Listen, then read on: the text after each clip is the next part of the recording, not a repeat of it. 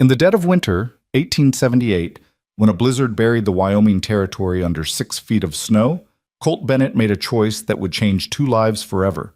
He found a woman dying in the drifts, a Boston aristocrat fleeing a nightmare of blood and ice. Most men would have ridden past, but Colt wasn't most men.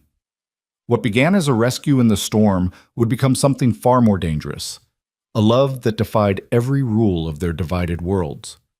Stay with me until the end of this story, and leave a comment telling me what city you're watching from. I want to see how far this tale travels across the world. The wind howled like a dying animal across the Wyoming plains, carrying with it a cold so fierce it could freeze a man's breath in his lungs before he could exhale. It was the kind of cold that killed, quick and merciless, and on this January night in 1878 it was hunting. Evelyn Hart knew she was dying. Each step through the snow was agony. Her legs, numb from the knees down, barely responded to her commands. The silk gown she'd worn for the journey, powder blue with ivory lace, a gift from her father before he'd passed, hung in frozen tatters around her body. The fabric, once soft and beautiful, now crackled like glass with every movement. Her hands, delicate hands that had never known labor, were raw and bleeding, the skin split open from clawing through ice and bramble. Behind her, perhaps a quarter-mile back, lay the overturned stagecoach. She couldn't see it anymore through the whiteout, but she could still hear the screams in her mind. The driver's shout of warning, the sickening crack of wood splintering, the horses' terrified shrieks as they went down. Mrs. Patterson's final gasp as the luggage trunk crushed her chest. The young banker from Philadelphia, whose name she'd never learned, drowning in his own blood as he tried to crawl from the wreckage. 5 souls had boarded that stage in Fort Collins. Now there was only one, stumbling blindly through a storm that didn't care about her breeding, her education, or the fact that she was supposed to arrive in Cheyenne tomorrow to plan her wedding to a man she'd never loved. "Help!" she tried to call, but her voice was nothing more than a whisper stolen by the wind. "Please, someone—" The snow was to her thighs now, each step requiring her to lift her entire leg up and forward, then plunge it down again into the uncertain depth below. Her lungs burned with every breath of the frigid air. Ice had formed in her hair, pulling at her scalp. She'd lost feeling in her ears an hour ago, or was it 2 hours? Time had become as fluid and meaningless as the snow swirling around her. "This is how I die," she thought with a strange clarity. "Alone in the wilderness, and no one will ever know what happened to me." Her Uncle Henry would wait at the Cheyenne station, checking his pocket watch with increasing anxiety. Her fiancé, Theodore Blackwood III, would be furious at the inconvenience, though he'd make the appropriate shows of grief for society's sake. The wedding would be canceled. Her mother's friends in Boston would whisper about the tragedy over tea, using her death as a cautionary tale about the dangers of the West. And then, after a few months, she would be forgotten entirely. The thought should have terrified her, but instead, Evelyn felt a strange sense of peace. At least she'd escaped the golden cage that had been closing around her. At least she'd die free. Her foot caught on something beneath the snow. A root, a rock, it didn't matter. And she went down hard. The impact drove what little air remained from her lungs. She lay there, face pressed into the snow. And for a long moment, she considered simply staying there. It would be so easy, so painless. The cold was already numbing her, turning her limbs heavy and her thoughts slow. They said freezing to death was like falling asleep. "Get up," she whispered to herself. "Get up, Evelyn. Get up." But her body wouldn't obey.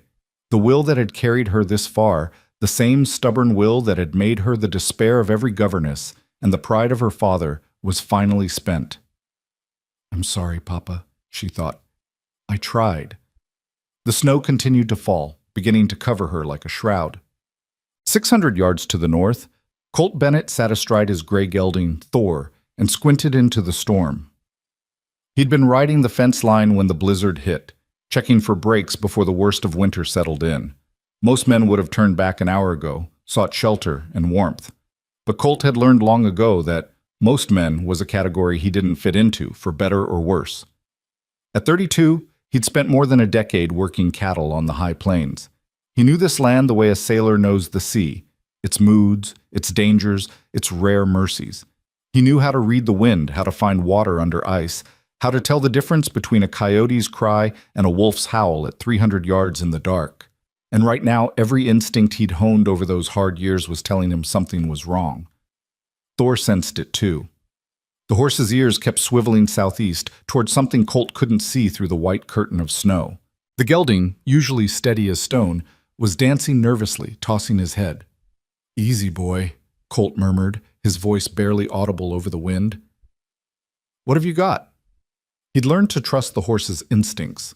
Thor had saved his life twice, once by refusing to cross a snow bridge over a ravine that collapsed minutes later, and once by bolting away from what Colt had thought was a shadow, but turned out to be a mountain lion crouched in the rocks.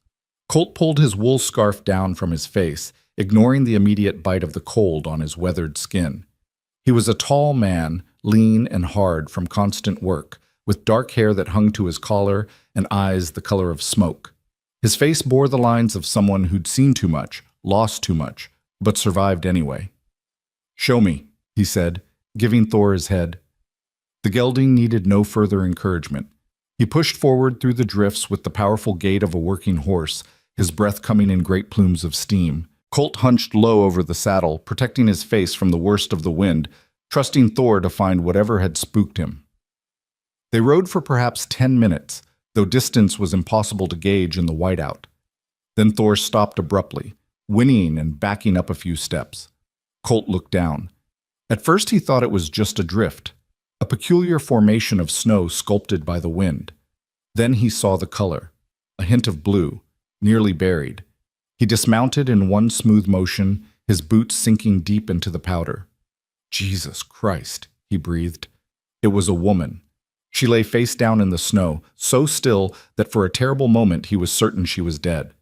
Colt dropped to his knees beside her, yanking off his glove with his teeth. He pressed 2 fingers to her neck, searching for a pulse. There. Faint and thready, but there. "Ma'am?" he called, his voice sharp with urgency. "Ma'am, can you hear me?" No response. Her skin was pale as marble, her lips tinged blue. Ice crystals had formed in her dark hair, and when he carefully turned her over, he saw that her eyes were closed, the lashes frosted white. She was young, early 20s, he guessed, with delicate features that spoke of a life far removed from this brutal wilderness. Even half frozen and covered in blood from a gash above her eyebrow, he could see she was beautiful in that refined, untouchable way of women from back east, the kind of woman who belonged in drawing rooms and ballrooms, not dying in a Wyoming blizzard. What the hell was she doing out here? The question would have to wait.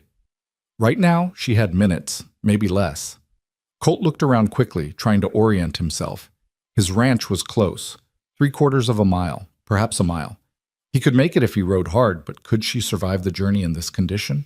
She had to, because the alternative was leaving her here to die, and that wasn't something Colt Bennett could do. Not again. He shrugged out of his heavy wool coat, wrapping it around her trembling frame. She was light, too light. When he lifted her into his arms, her head lolled against his chest, and he could feel how cold she was even through his shirt. "You're not dying today," he told her firmly, as if he could command death itself to back down. "You hear me? You'll make it home with me." Getting her onto Thor was a challenge. The gelding stood steady, bless him, while Colt carefully positioned himself in the saddle and then pulled the woman up in front of him.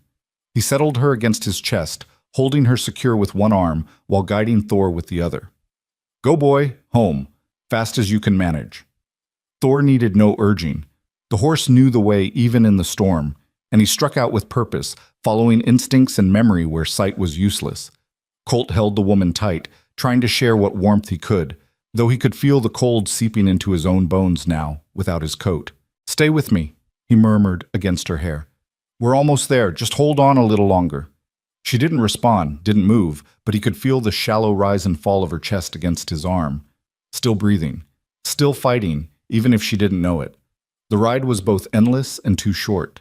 Colt's arms ached from holding her, his face had gone numb from the wind, and he'd lost feeling in his toes. But finally, he saw the golden glow of lamplight through the snow. His ranch house, solid and welcoming, materialized out of the storm like a ship emerging from fog. "Nora!" he shouted as Thor carried them into the yard. Nora, I need help. The door flew open before they'd even stopped. Nora Alvarez, his housekeeper, and the closest thing to family he had left, stood backlit in the doorway. She was a sturdy woman in her 50s, with iron gray hair and hands that could birth a calf, set a broken bone, or bake bread that made men weep, sometimes all in the same day. One look at Colt's burden, and her eyes went wide. Dios mío, she gasped. What? Found her in the snow, Colt interrupted, dismounting awkwardly with his unconscious cargo. She's alive, but barely. I need hot water, blankets, and every bit of warmth we can give her. Nora was already moving. Her initial shock transformed into efficient action. Bring her to the kitchen. The stove's hottest there. Maria, she called over her shoulder to her daughter. Stoke the fire and heat water. Rapido. Colt carried the woman inside, grateful for the blast of warmth that hit him as he crossed the threshold. The ranch house wasn't fancy. Rough-hewn timber walls, simple furniture built for function rather than beauty. But it was solid and warm, heated by a massive stone fireplace in the main room and the cast-iron stove in the kitchen. He laid her on the kitchen table as gently as he could. Up close, in the lamplight, she looked even worse than he'd thought. Her skin had a grayish tinge, her breathing was labored, and when Nora began to peel away the frozen layers of her dress, they found her skin mottled with frostbite. Strip her down, Nora ordered, all business now. Everything wet has to come off. Maria, those blankets, and bring my sewing kit. She's got a nasty cut on her head that'll need stitching. For the next hour, Colt's kitchen became a makeshift hospital. Between the three of them, they worked to save the stranger's life. They removed the frozen dress, revealing a body so thin and cold it hurt to look at. They wrapped her in warm blankets, placed heated stones around her to raise her temperature slowly. Too fast would be dangerous. Nora cleaned and stitched the gash on her forehead with practiced skill, muttering prayers in Spanish as she worked. Colt paced the kitchen like a caged animal, unable to sit still, watching the woman's face for any sign of improvement. Her breathing remained shallow but steady. The color, or what little there was, didn't get any worse. Once her eyelids fluttered, and he thought she might wake, but she settled back into unconsciousness. "Who is she?" Maria whispered. The girl was 18, with her mother's kind eyes and her late father's shy smile. "Don't know," Colt replied, his voice rough. "Haven't found any papers or identification. But given how she was dressed..." He gestured to the ruined blue silk, now crumpled in a wet heap by the door. "She's quality. Eastern, I'd wager. Boston or Philadelphia." "Long way from home," Nora observed, securing the last bandage. She pressed the back of her hand to the woman's forehead, checking for fever. "What was she doing out in that storm?" "That's what I aim to find out," Colt said. "Soon as she can talk." "If she can talk," Nora corrected gently. "Colt, she's bad off. The frostbite, the exposure. Even if she wakes up, there could be damage we can't see."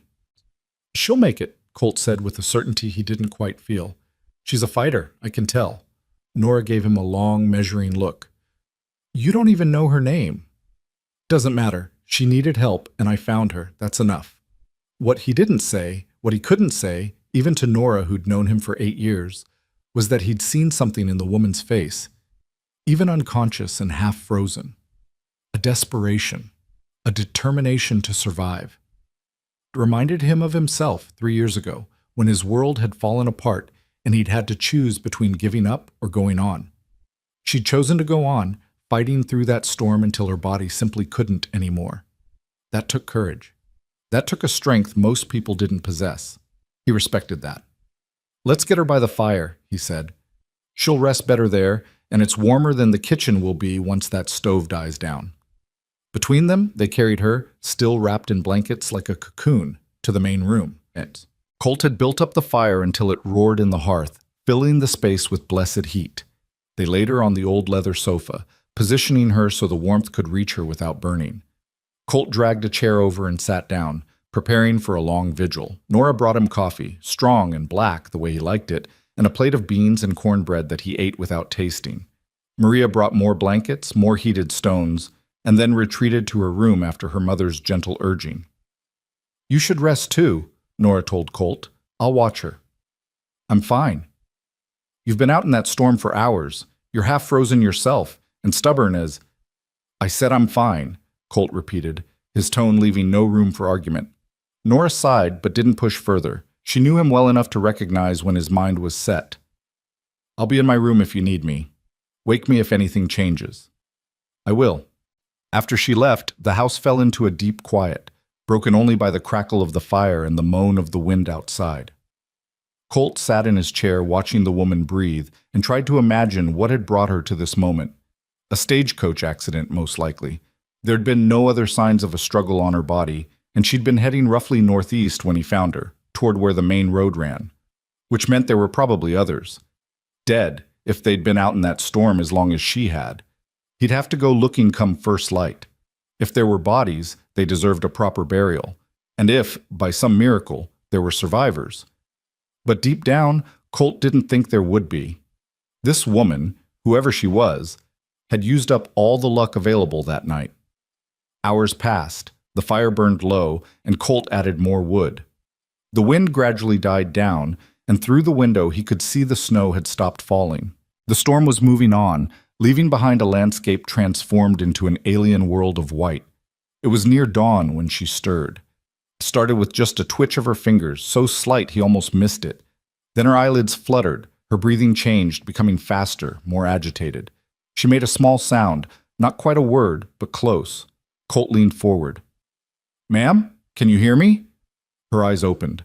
They were brown, he saw, a deep, warm brown that seemed too alive for someone who'd been so close to death.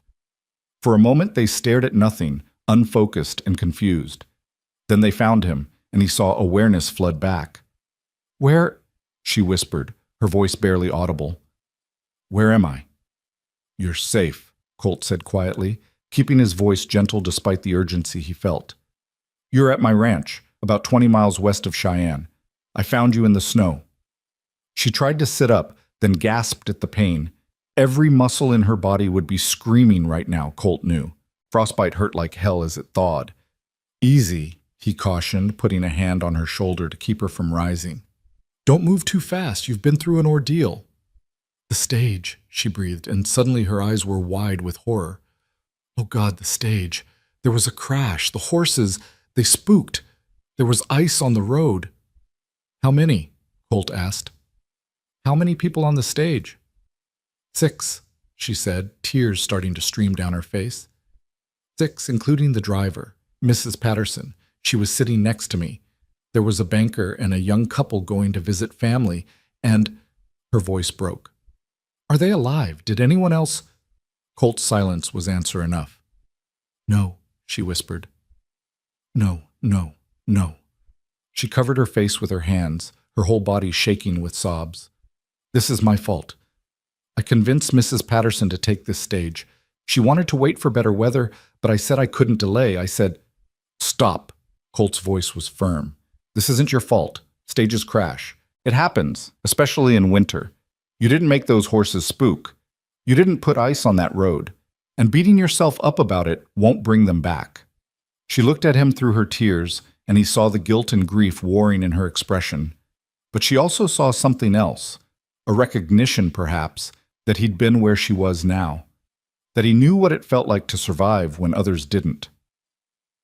"What's your name?" he asked. She drew a shaky breath, trying to compose herself. "Evelyn.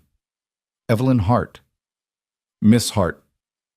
"Evelyn," she interrupted. Just Evelyn. After tonight, formality seems absurd." He nodded. "Evelyn, I'm Colt Bennett. This is my ranch. You're going to stay here until you're well enough to travel. That might be a few days, might be a week, but you're safe here. You have my word." "Why?" she asked suddenly. "Why did you come looking? Why didn't you just stay safe in your house?" It was a good question. One Colt had asked himself more than once during that long, cold ride through the storm. "Because I knew what dying in the cold feels like," he said finally, "and I couldn't let that happen to someone else if I could prevent it." There was a story there. She could see it in his eyes, but she didn't press. Instead, she just nodded and whispered, "Thank you." "No need for thanks," Colt said, echoing words that had been spoken to him once, long ago. "Just rest now. Morning's coming, and with it, a lot of decisions. But tonight, just rest." Her eyes were already drifting closed again, exhaustion claiming her. Within moments, she was asleep, a real sleep this time, not the unconscious near-death state she'd been in before. Colt remained in his chair, watching over her as the first gray light of dawn began to creep through the windows. Outside, the world was silent and still, blanketed in snow. Inside, two strangers had been thrown together by chance and storm and fate. Neither of them knew it yet, but this was only the beginning. The sun rose over a world remade by snow, transforming the harsh Wyoming landscape into something almost beautiful. Colt stood at the window of his ranch house, coffee cup in hand, watching the light paint pink and gold across the endless white. He'd been awake all night, keeping vigil over the woman sleeping by his fire, and exhaustion pulled at his bones. But there was work to be done, and work didn't wait for a man to catch his rest. Behind him, Evelyn Hart stirred on the sofa, making a small sound of pain as her battered body protested movement. Colt turned to find her eyes open, confusion flickering across her face before memory crashed back. He saw the moment it hit her, the accident, the deaths, the desperate flight through the storm. Her face crumpled and fresh tears traced paths down her cheeks. "It wasn't a dream," she whispered. "No, ma'am," Colt said quietly. "I'm afraid it wasn't." She closed her eyes for a long moment, her jaw working as she fought for composure. When she opened them again, they were red-rimmed but determined. "The others, you said I was the only one." "I didn't say that exactly. I said my silence was answer enough." Colt set down his coffee cup and moved closer, keeping his voice gentle. "Truth is, I don't know for certain. Storm was too fierce last night to go looking, but I'm heading out this morning to find the wreck. If there are survivors, I'll bring them back. If there aren't—" He paused. "Well, they deserve better than being left out there." Evelyn tried to sit up, gasping as pain lanced through her limbs. Colt moved quickly, slipping an arm behind her shoulders to support her weight. Her skin was warmer now, he noted with relief, though she still trembled like a newborn colt. "I need to come with you," she said. "I need to see—" "You need to stay right here," Colt interrupted firmly. "You've got frostbite on your hands and feet, a concussion from that gash on your head, and you spent half the night closer to dead than alive. You're not going anywhere for at least a few days. But no buts. You want to help them? Then stay here, get stronger, and live." That's what they'd want, if they could want anything. The bluntness of his words made her flinch, but she didn't argue further. Instead, she looked down at her hands, seeing for the first time the bandages wrapped around her fingers, the mottled discoloration of frostbite on her exposed skin. "Will I lose them?" she asked quietly. "My fingers?" "Nora doesn't think so. Says you got lucky, if you can call any part of last night lucky. The damage isn't as deep as it could be. You'll hurt like hell for a while, and you might lose a nail or two, but you should keep your digits." He hesitated, then added, "You were smart to keep moving.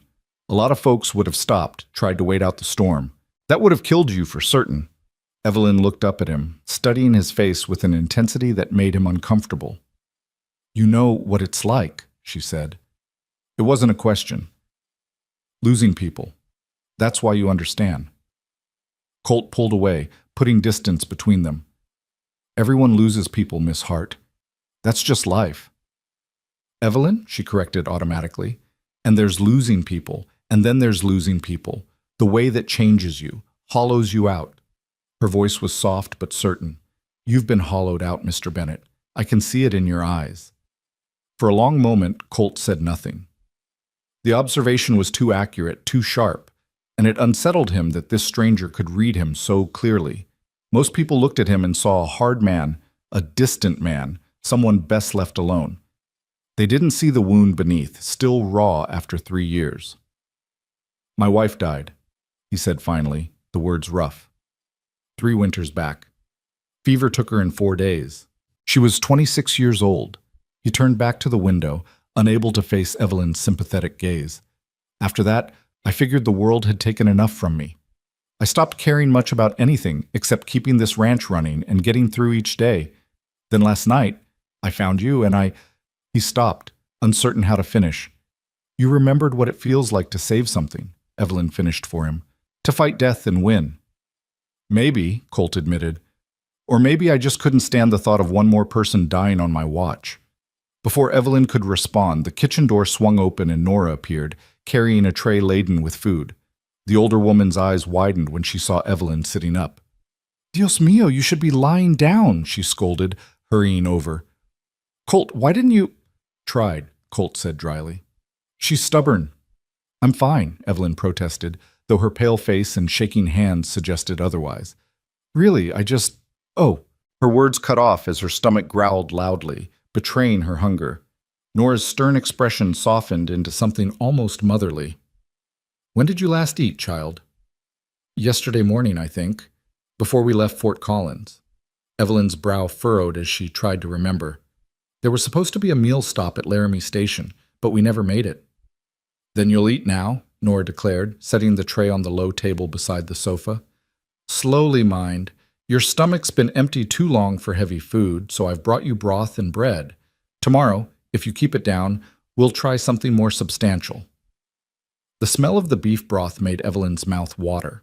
She reached for the bowl with bandaged hands, fumbling with the spoon. After the third attempt to lift it to her lips ended with broth sloshing over the rim, Colt stepped forward and took the bowl from her.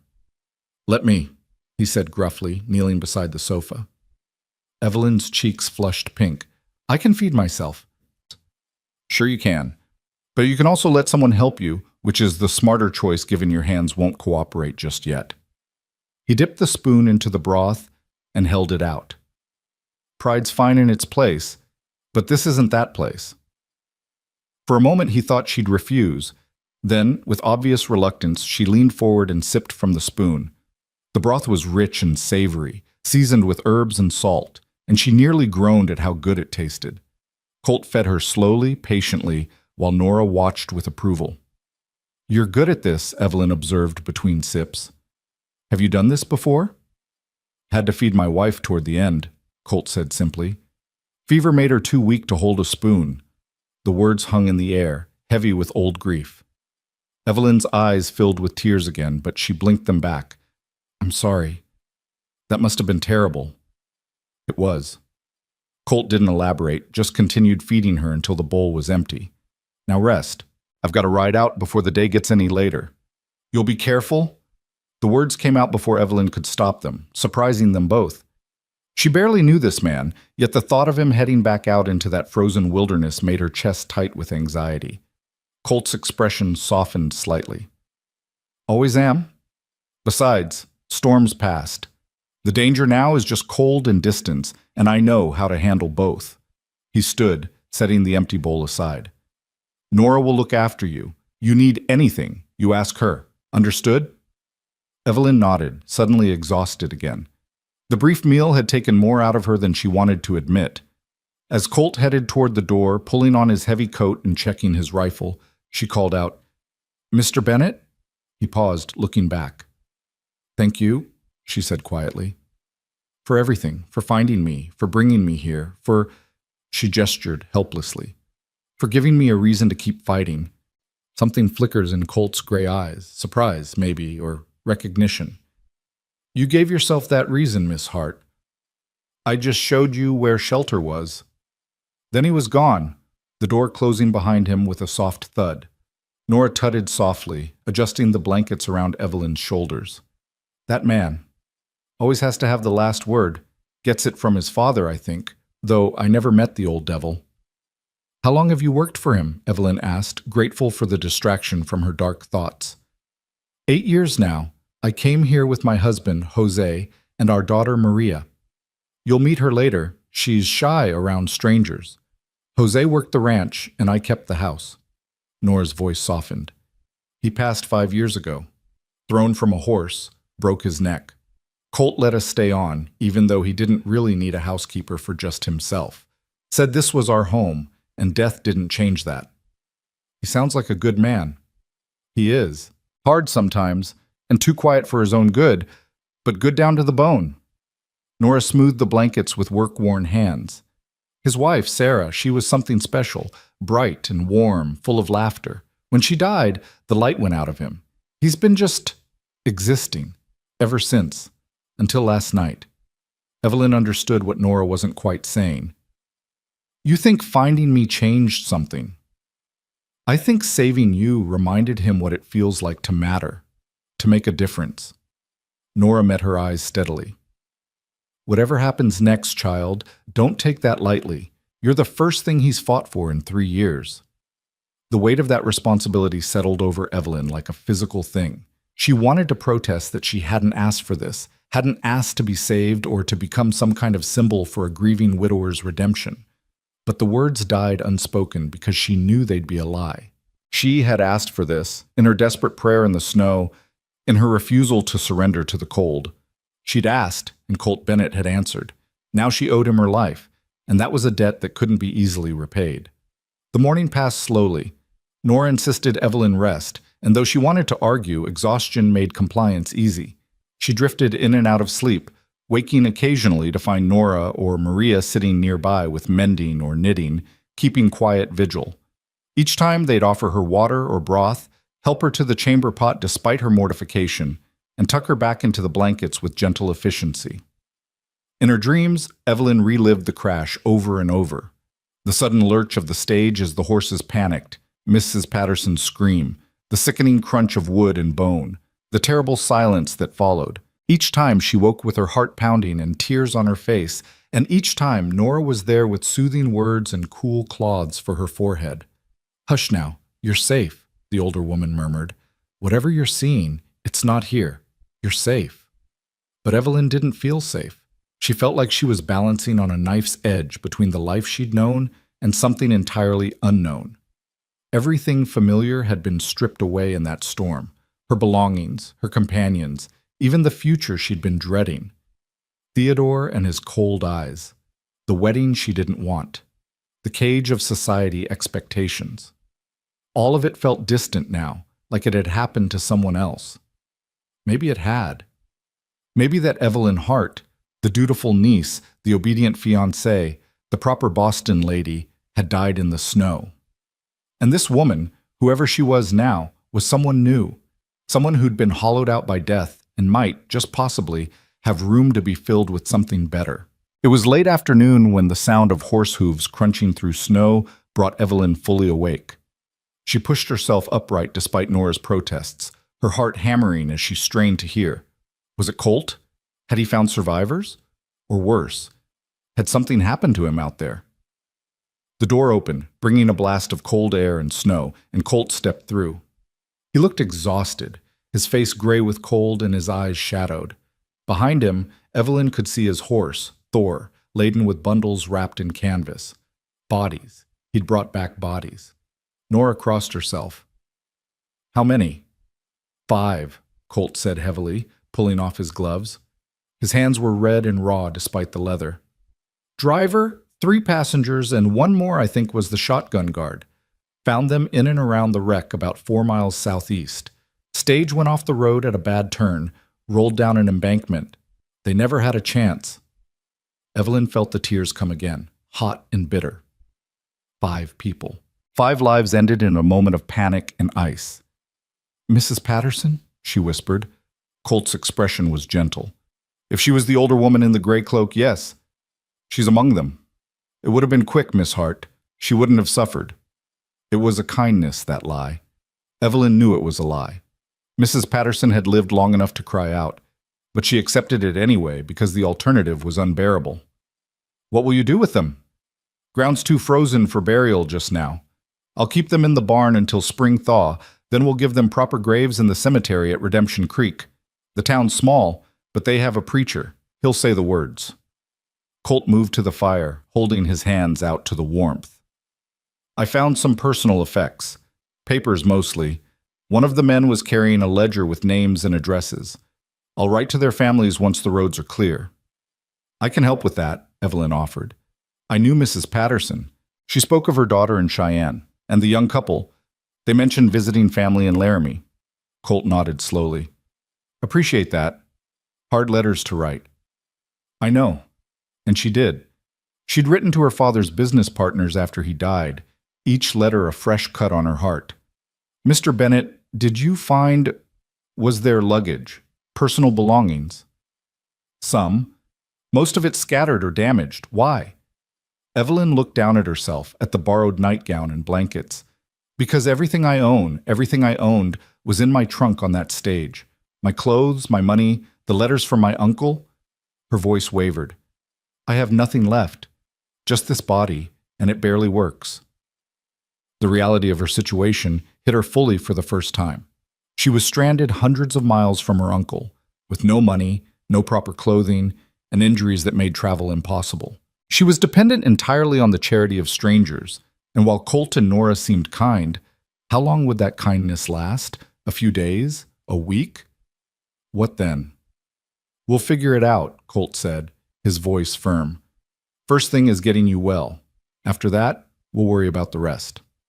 But I can't pay you, Evelyn protested. I can't repay your kindness or even cover the cost of my food and shelter. My uncle, he has money. He'll compensate you once I reach him, but stop. Colt held up a hand. I don't want payment. You think I pulled you out of that snow expecting to be paid? This isn't the East, Miss Hart. Out here, we help folks because it's the right thing to do, not because there's profit in it. That's not fair to you. Life's not fair, Colt said bluntly. You of all people should know that by now. But we do what we can to make it bearable. You're here, you're hurt, and you need help. That's all that matters. The rest, money, debts, obligations, that's for later. For now, you heal. Evelyn wanted to argue further, but exhaustion and pain made it impossible.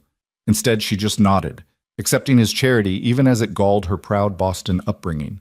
She'd been raised to be self-sufficient, to never be a burden. Now she was nothing but. Maria appeared from the kitchen carrying a fresh pot of coffee and some cornbread still warm from the oven. She was a pretty girl with long dark hair and shy eyes that darted away whenever Evelyn tried to meet them. She set the food on the table, whispered something to her mother in Spanish, and fled back to the kitchen. She's nervous around strangers, Nora explained, pouring coffee for Colt. Give her time. She has beautiful eyes, Evelyn said, like her mother's. Nora smiled, pleased. Her father's actually.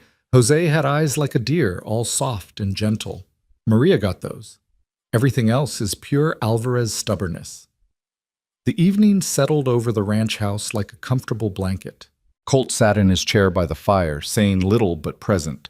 Nora moved between kitchen and hearth, preparing supper and clucking over both her patients, Colt for his frozen hands, Evelyn for her persistent shivers. Maria appeared occasionally, always quiet, always quick to retreat. They ate together at sunset, simple ranch food that tasted like heaven to Evelyn's starved palate. Beans and cornbread and thick slices of bacon washed down with bitter coffee sweetened with honey. Colt ate mechanically, his thoughts clearly elsewhere. When Nora pressed him about the wreck, he described it in careful clinical detail. The angle of the overturned stage, the way the horses had broken free of their traces and likely run until they dropped, the personal effects he'd salvaged. I found this, he said, pulling something from his pocket. It was a small leather case, water-stained but intact. He handed it to Evelyn. It was in what I think was your trunk. Seemed important. Evelyn opened the case with shaking hands. Inside was a daguerreotype, her father, taken the year before he died. He stared out at her with the same serious expression he'd worn in life, his eyes intelligent and kind. Seeing his face again broke something loose in her chest, and she began to cry in earnest, great heaving sobs that hurt her bruised ribs. I'm sorry, she gasped between sobs. I'm sorry, I don't mean to. He was all I had, and now he's gone, and everyone's gone, and I don't know what to do. Nora was there immediately, wrapping Evelyn in a firm embrace that smelled of flour and wood smoke. Let it out, child. You've earned these tears. Colt shifted uncomfortably in his chair, unused to such displays of emotion. But he didn't leave, didn't turn away.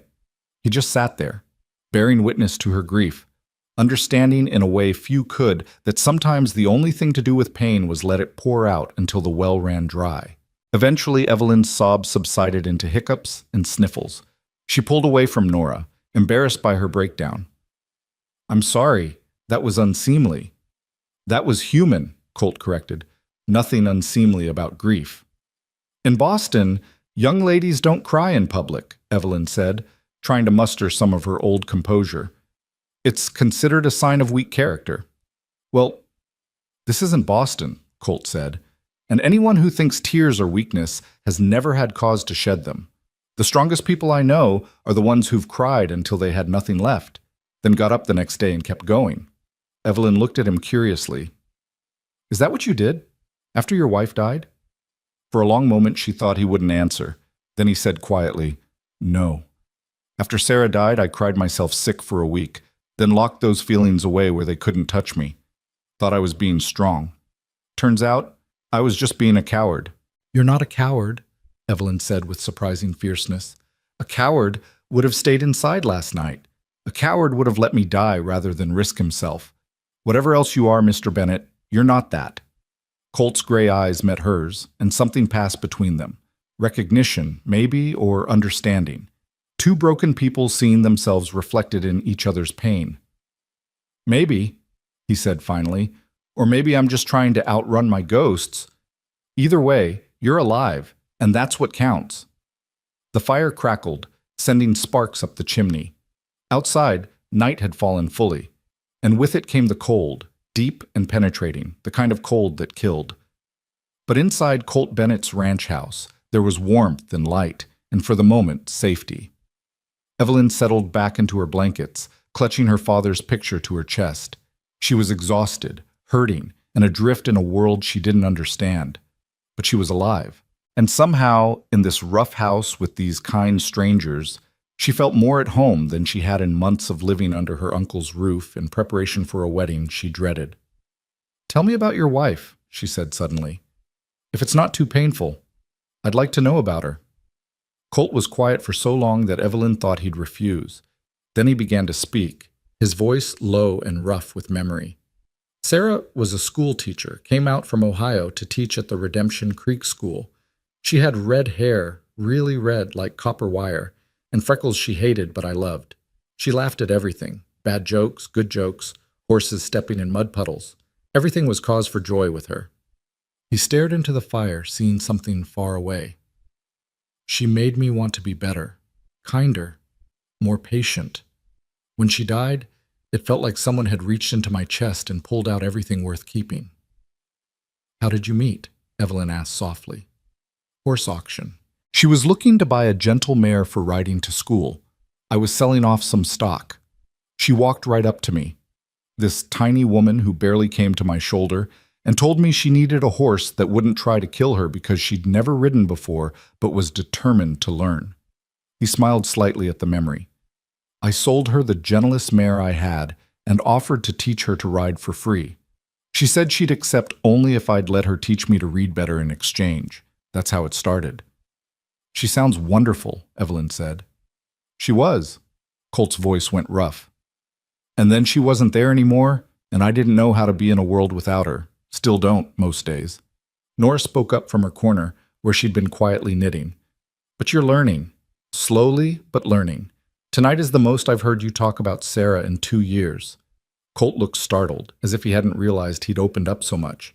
He cleared his throat, shifting uncomfortably. Yeah, well, guess having someone new around changes things. Evelyn felt the weight of that statement. She was the catalyst for this change, whether she wanted to be or not. The stranger who'd stumbled into Colt Bennett's carefully controlled grief and cracked it open just by needing to be saved. She should say something meaningful, something comforting. But exhaustion was pulling at her again, making her thoughts muzzy and her eyes heavy. Thank you for telling me, she managed, about Sarah and about everything. Rest now, Colt said, his voice gentle. Morning comes early on a ranch, and you need your strength. Will you? Evelyn hesitated, feeling foolish but unable to stop the words. Will you stay? Just until I fall asleep? I keep seeing the crash when I close my eyes, and I'll stay, Colt interrupted. Long as you need. It was the kindness in his voice that undid her. This hard, grieving man who could have turned away, could have let her die in the snow, was instead sitting vigil at her bedside like she mattered, like her life had value beyond her usefulness to others. In Boston, she'd been a pawn in her uncle's social games, a decorative piece to be married off to Theodore Blackwood's money and connections. Her opinions hadn't mattered, her dreams hadn't mattered. She'd been drowning slowly in silk and society expectations, and the stage crash that killed 5 people had, paradoxically, saved her from that fate. The guilt of that thought made her stomach churn. 5 people dead, and here she was finding silver linings in the tragedy. What kind of person did that make her? "Stop thinking so loud," Colt said dryly. "I can hear your guilt from here." Evelyn's eyes flew open. "How did you—" "Because I wore that same expression for months after Sarah died. Guilt that I was alive and she wasn't. Guilt that some part of me, way down deep, was almost relieved because at least the waiting was over." He leaned forward, his elbows on his knees. "You want my advice? Feel the guilt. Sit with it. Then let it go, because it won't change anything. Those folks died in that crash. That's a tragedy. But you lived. That's not something to feel guilty about. That's something to honor by making your survival worth their sacrifice." "I don't know how to do that," Evelyn whispered. "Nobody does it first. You figure it out as you go." Colt stood, stretching his long frame. "For now, you survive another day. Then another. Eventually those days add up to something worth calling a life." He moved to the window, looking out at the star-filled night. The moon had risen, nearly full, painting the snow in shades of silver and blue, beautiful and deadly, like so much in this wild land. "My uncle will be worried," Evelyn said, breaking the silence. "The stage was due in Cheyenne yesterday. By now he'll know something went wrong. We'll get word to him soon as we can. The mail rider comes through Redemption Creek once a week. Next run is in 3 days. I'll write to the station master in Cheyenne. Let him know you're alive and safe." "Thank you." Evelyn paused, then asked the question that had been nagging at her. "What if he demands I come immediately?" "I know you said I need to heal, but if my uncle insists—" "Then he insists," Colt said flatly. "But you're not traveling until I say you're fit for it, and I don't care if he's the governor himself. You push too hard too soon, and those frostbite wounds could turn bad. You could lose fingers or toes or worse, so he can wait or he can come here himself. Those are the options." The firmness in his voice brooked no argument. Evelyn found herself oddly comforted by his stubbornness. In her world, men bowed to social pressure and propriety. Here, Colt Bennett answered only to his own code of right and wrong. It was foreign to her, but also refreshing. "He won't like it," she warned. "Don't much care what he likes. I care about doing what's right for you." And there it was again, that casual assertion that her well-being mattered more than convenience or social expectation. Evelyn felt tears prick her eyes again, but this time they weren't from grief. They were from the overwhelming relief of being seen, truly seen, as a person rather than an obligation. "I should sleep," she said, her voice thick. "You're right. Morning comes early, and I'm so tired I can barely think." "Then sleep," Colt said.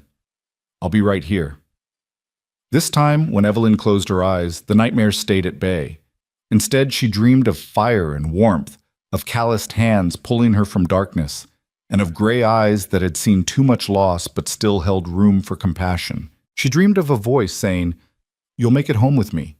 And for the first time since her father died, home felt like something more than just a place on a map. It felt like a promise she might actually want to keep. The days that followed took on a rhythm as steady and inevitable as the turn of seasons. Evelyn woke each morning to the sound of Colt moving through the house, stoking fires and preparing for the day's work. She'd lie still in her cocoon of blankets, listening to the quiet sounds of ranch life beginning, boots on wood floors, the creak of the front door, Thor's welcoming whinny from the barn.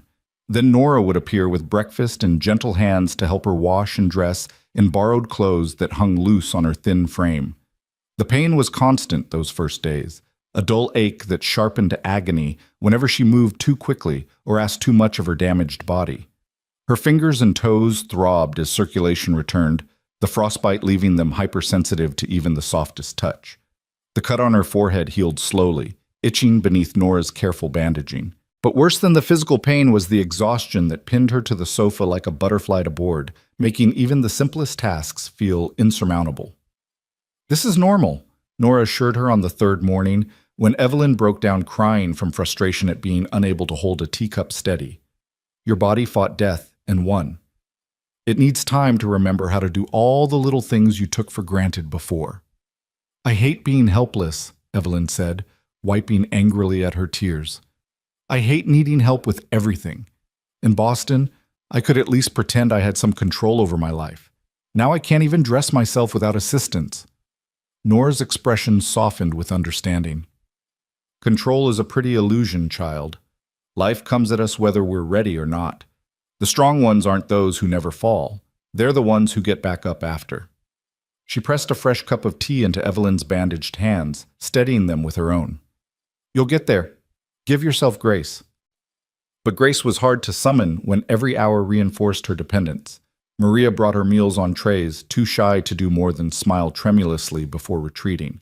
Nora helped her to the washroom, supported her weight when her legs shook too badly to stand alone, changed her bandages with efficient gentleness. And Colt was a constant presence even in his absence, his consideration evident in the extra wood he stacked by the fire, the books he left on the table within her reach, the way he'd carved small grips into a wooden spoon so her clumsy fingers could hold it better.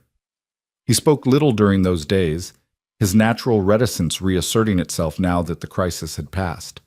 But he was always there in the evenings, settling into his chair across from her while Nora cooked supper and Maria did her schoolwork at the kitchen table. Sometimes he'd read, his lips moving slightly over the words in a way that suggested Sarah's reading lessons had been necessary. Sometimes he'd work on tack that needed mending, his strong hands moving with practiced efficiency. And sometimes he'd just sit and stare into the fire, his thoughts far away in that country of grief where Evelyn couldn't follow. It was on the fourth evening that she finally broke the comfortable silence between them. "Tell me about the ranch," she said, watching firelight play across his weathered features. "How long have you been here?" Colt looked up from the bridle he was oiling, surprised by the question. 12 years. Bought the land with money I'd saved from 5 years of cowboying for other men's outfits. Started with nothing but a tent, 50 head of cattle, and more ambition than sense." "That sounds terrifying." "It was," he admitted. "First winter nearly killed me.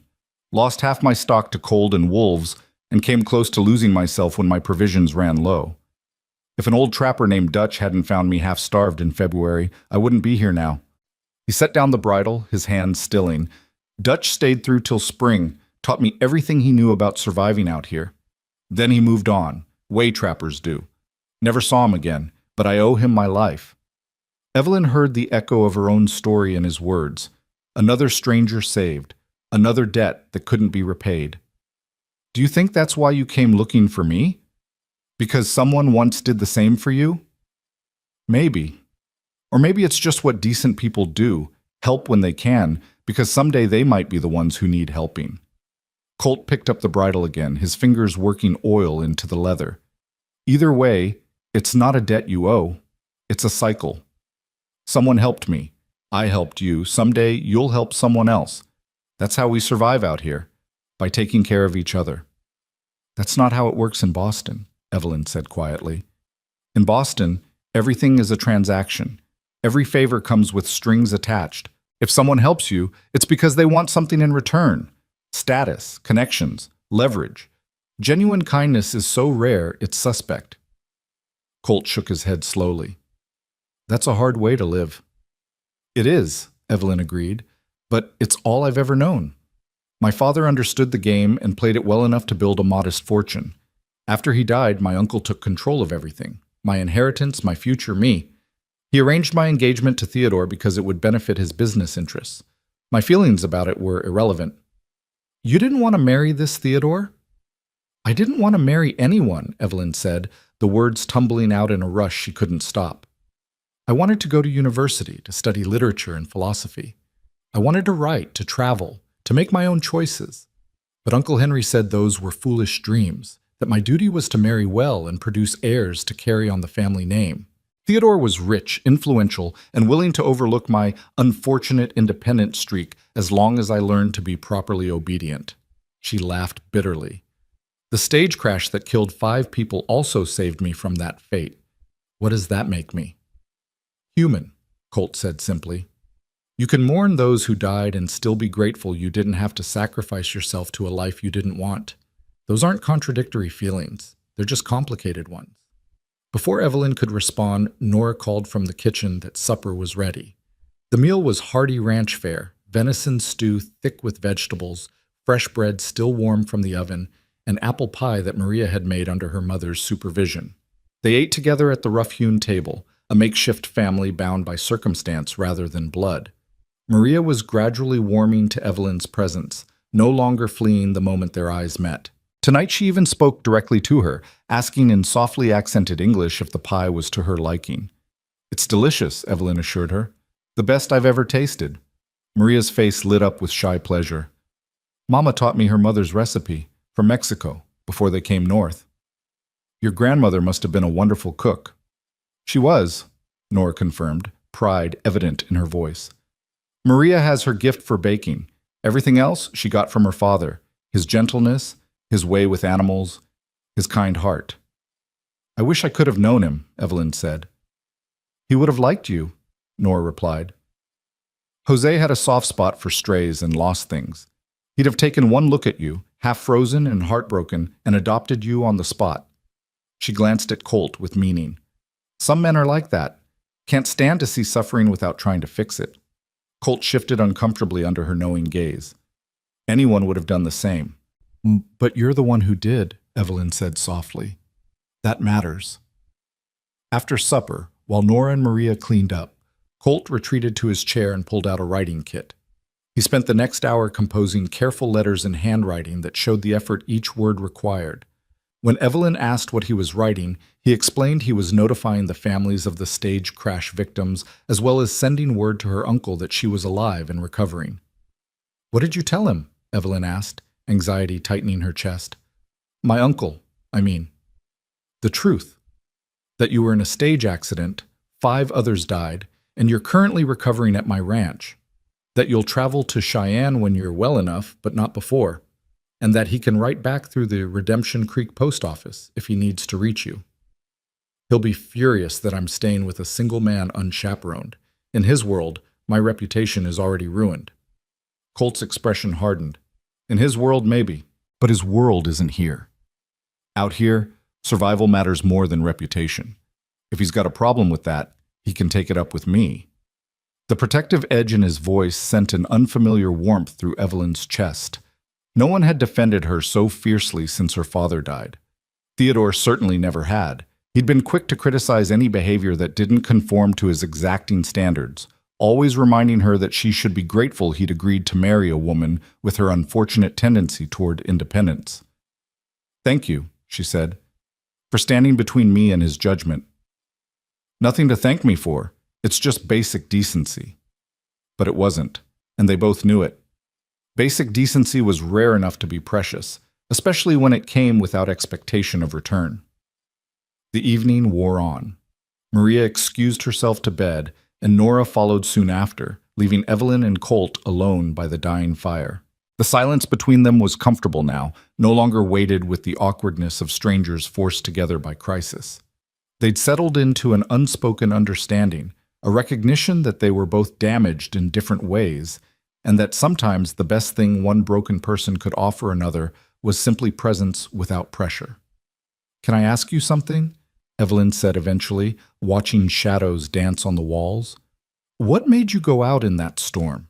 You said you were checking fence lines, but that seems dangerous in a blizzard." Colt was quiet for a long moment.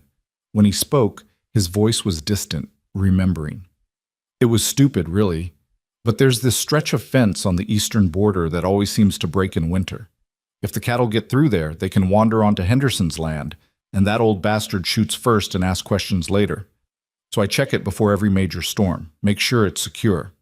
He paused. "Sarah used to scold me for it, said no fence was worth dying over. She was right, but I'm too stubborn to admit it even now." "Your wife sounds like she was very wise." "She was. Wiser than me by half, and she never let me forget it." There was affection in his voice now, nostalgia without the sharp edge of pain that usually accompanied mentions of Sarah. "She'd laugh herself sick if she could see me now playing nursemaid to a Boston socialite who can't hold a spoon steady." "I'm not a socialite," Evelyn protested, though there was no heat in it. "I'm just a woman who happened to be born into a certain class." "What would you be if you could choose?" Colt asked, genuine curiosity in his tone. "You said you wanted to study and write. What would you write about?" No one had ever asked her that before. Not her father, not her uncle, certainly not Theodore. The question opened something in her chest, releasing words she'd kept locked away for years. "I'd write about real people," she said, the words coming faster now. "Not the sanitized versions we see in parlor novels, but the messy, complicated truth of human experience. I'd write about women who don't fit the mold society tries to force them into, about the price of conformity and the courage it takes to choose a different path." She looked down at her bandaged hands. "I'd write about survival, I think, about what it costs and what it's worth." "That sounds like something worth reading," Colt said. "You should do it." "Just like that? I should just write?" "Why not? You've got time now while you're healing. Paper and ink aren't hard to come by. And from what I've heard, near-death experiences give people perspective worth sharing." He stood, moving to a shelf in the corner. After a moment of searching, he returned with a leather journal and a fountain pen. This was Sarah's. She kept a diary, wrote in it every day. After she died, I couldn't bring myself to read it. Felt like violating something sacred. But it's just been gathering dust for 3 years, and I think she'd rather it be used than wasted. Evelyn took the journal with trembling hands. The leather was soft, well-worn, the pages yellowed but pristine. On the inside cover, written in an elegant script, were the words, "Sarah Bennett, her book, 1874. "I can't take this," Evelyn whispered. "It was your wife's. It was hers. Now it's yours if you want it." Sarah believed in living fully, in not letting fear hold you back. If she were here, she'd tell you to stop making excuses and start writing. Colt's expression softened. "Consider it a loan if that makes you feel better. When you leave for Cheyenne, you can take it with you and send it back when you've filled it up with your stories." Evelyn clutched the journal to her chest, overwhelmed by the gesture. This wasn't just paper and leather, it was trust, given freely by a man who had every reason to guard his heart against further loss. It was an invitation to stay, to heal, to become part of something larger than her own survival. "I don't know what to say," she managed. "Don't say anything. Just write. Or don't. The choice is yours." That night, after Colt had banked the fire and retreated to his own room, Evelyn opened the journal. Sarah's diary entries filled perhaps a quarter of the pages, ending abruptly in mid-sentence with the words, "Today, Colt brought me wildflowers from the high meadow, and I thought my heart would burst from—" The sentence went unfinished, interrupted by fever and death. Evelyn carefully turned to a blank page, hesitating with pen poised over paper. What did she have to say? What story could she tell that would honor both the blank pages before her and the woman whose book this had been? She began to write. "My name is Evelyn Hart, and 5 days ago, I should have died in the snow. That I'm alive to write these words is due entirely to the courage of a stranger named Colt Bennett, who rode out into a killing storm and refused to let death claim me. I don't know yet what I'm supposed to do with this second chance at life, or how to carry the weight of surviving when 5 others didn't, but I'm determined to figure it out. If nothing else, I owe it to the dead to make my survival mean something. I've spent 23 years being told who I should be, how I should act, what I should want. I've been molded and shaped like clay on a potter's wheel, formed into something decorative but hollow. The stage crash shattered that carefully constructed shell, and now I'm left with the question of who Evelyn Hart actually is when no one is watching, when reputation and propriety and social expectation are stripped away. I don't have an answer yet, but for the first time in my life, I have the space to look for one." The words flowed easier than she expected, filling page after page with observations and reflections and questions she'd never dared voice aloud. She wrote about her father's death and her uncle's control, about Theodore's cold eyes and the cage of silk she'd been trapped in. She wrote about the crash with brutal honesty, not sparing herself the guilt or the horror. And she wrote about Colt, his quiet strength, his unexpected gentleness, the way he seemed to carry his own ghosts with a dignity that humbled her. When exhaustion finally claimed her, the fire had burned down to embers and gray dawn light was seeping through the windows. She fell asleep with the journal clutched to her chest and Sarah's pen still in her hand, and for the first time since the crash, she slept deeply and without nightmares. The days began to blur together in a way that should have been monotonous but somehow wasn't. Each morning brought small improvements, fingers that moved a little easier, legs that held her weight a little longer, pain that dulled from sharp to merely persistent. Nora gradually assigned her small tasks as her hands healed, starting with simple things like folding laundry and progressing to helping with meal preparation. "You're useless in the kitchen," Nora informed her cheerfully, after Evelyn's third attempt at bread resulted in a dense, inedible brick. "But you've got the makings of a decent cook if you stop thinking so much and trust your hands." "In Boston, ladies don't cook," Evelyn said, punching down dough with more force than strictly necessary. "We have servants for that." "And what happens when you don't have servants? You starve?" Nora shook her head. "Out here, everyone needs to pull their weight. Can't afford to be helpless when survival depends on doing for yourself." It was a philosophy that permeated every aspect of ranch life, Evelyn was learning. Nothing was wasted, everyone contributed, and the work never truly ended. It just shifted with the seasons and the needs of the moment. Even Maria, at 18, could shoe a horse, treat a sick calf, and shoot well enough to bring down a rabbit for the pot. These were skills Evelyn had never imagined needing, much less possessing. But slowly, painfully, she was learning. Nora taught her to cook and preserve food, to mend clothes and treat minor injuries. Maria showed her how to care for the chickens and gather eggs without getting pecked, how to churn butter and card wool. And Colt, when he wasn't out working the ranch, taught her about the land itself, pointing out landmarks visible from the window and explaining how to read weather in the sky and survival in the behavior of animals. "That's Thor," he said one afternoon, catching her watching his gray gelding through the window. "Best horse I ever owned.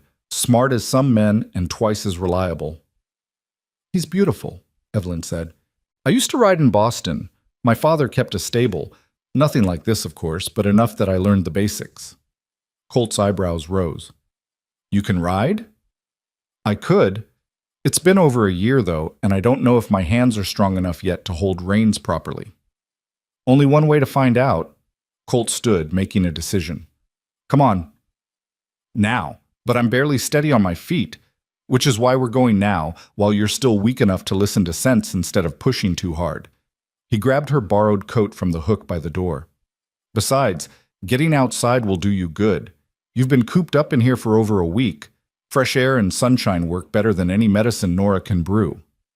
Evelyn wanted to argue, but the prospect of leaving the house, even just to the barn, was too tempting to resist. She let Colt help her into the coat and boots, then leaned on his arm as they navigated the cleared path to the barn. The cold air hit her like a slap, stealing her breath and making her eyes water. But beneath the bite of winter, she could smell pine and snow and something clean and wild that she'd never encountered in the city. The sky arched overhead in a blue so deep and pure it hurt to look at, and the mountains in the distance cut sharp profiles against the horizon. "It's beautiful," she breathed. "It's hard," Colt corrected. "Beautiful, yes, but hard. This land doesn't forgive mistakes, and it doesn't care about your background or your breeding. It'll kill you just as dead whether you're a Boston socialite or a cowboy who should know better." He looked at her seriously. "That's important to understand if you're going to survive out here. The land doesn't play favorites." They reached the barn, and Colt helped her inside where it was marginally warmer. Thor greeted them with a friendly whinny, and Evelyn felt her heart lift at the sight of the big gray horse. He was magnificent, well-muscled and intelligent-eyed, with a calm disposition that suggested he'd seen his share of trouble and learned to take it in stride. "Can I touch him?" she asked. "He'd be offended if you didn't." Colt guided her hand to Thor's neck, helping her stroke the warm hide. "Go ahead. Introduce yourself properly." Evelyn felt foolish talking to a horse, but she did it anyway. "Hello, Thor. Thank you for carrying me home through the storm. I know I wasn't light, even half frozen." Thor's ear swiveled toward her voice, and he lowered his head to snuffle at her coat, looking for treats. Colt laughed, a sound Evelyn had never heard from him before, and it transformed his entire face from stern to almost boyish. "He's shameless," Colt said, producing an apple from his pocket and letting Evelyn feed it to the horse. "Thinks everyone exists to spoil him rotten." "He's earned it," Evelyn said, watching Thor crunch the apple with evident satisfaction. "He saved my life. "We both did," Colt said quietly. "But yeah, he's earned it." They stood there in the barn's dusty warmth, surrounded by the smell of hay and horses and leather, and Evelyn felt something shift in her chest. This wasn't Boston. This wasn't the life she'd been raised for or the future she'd imagined.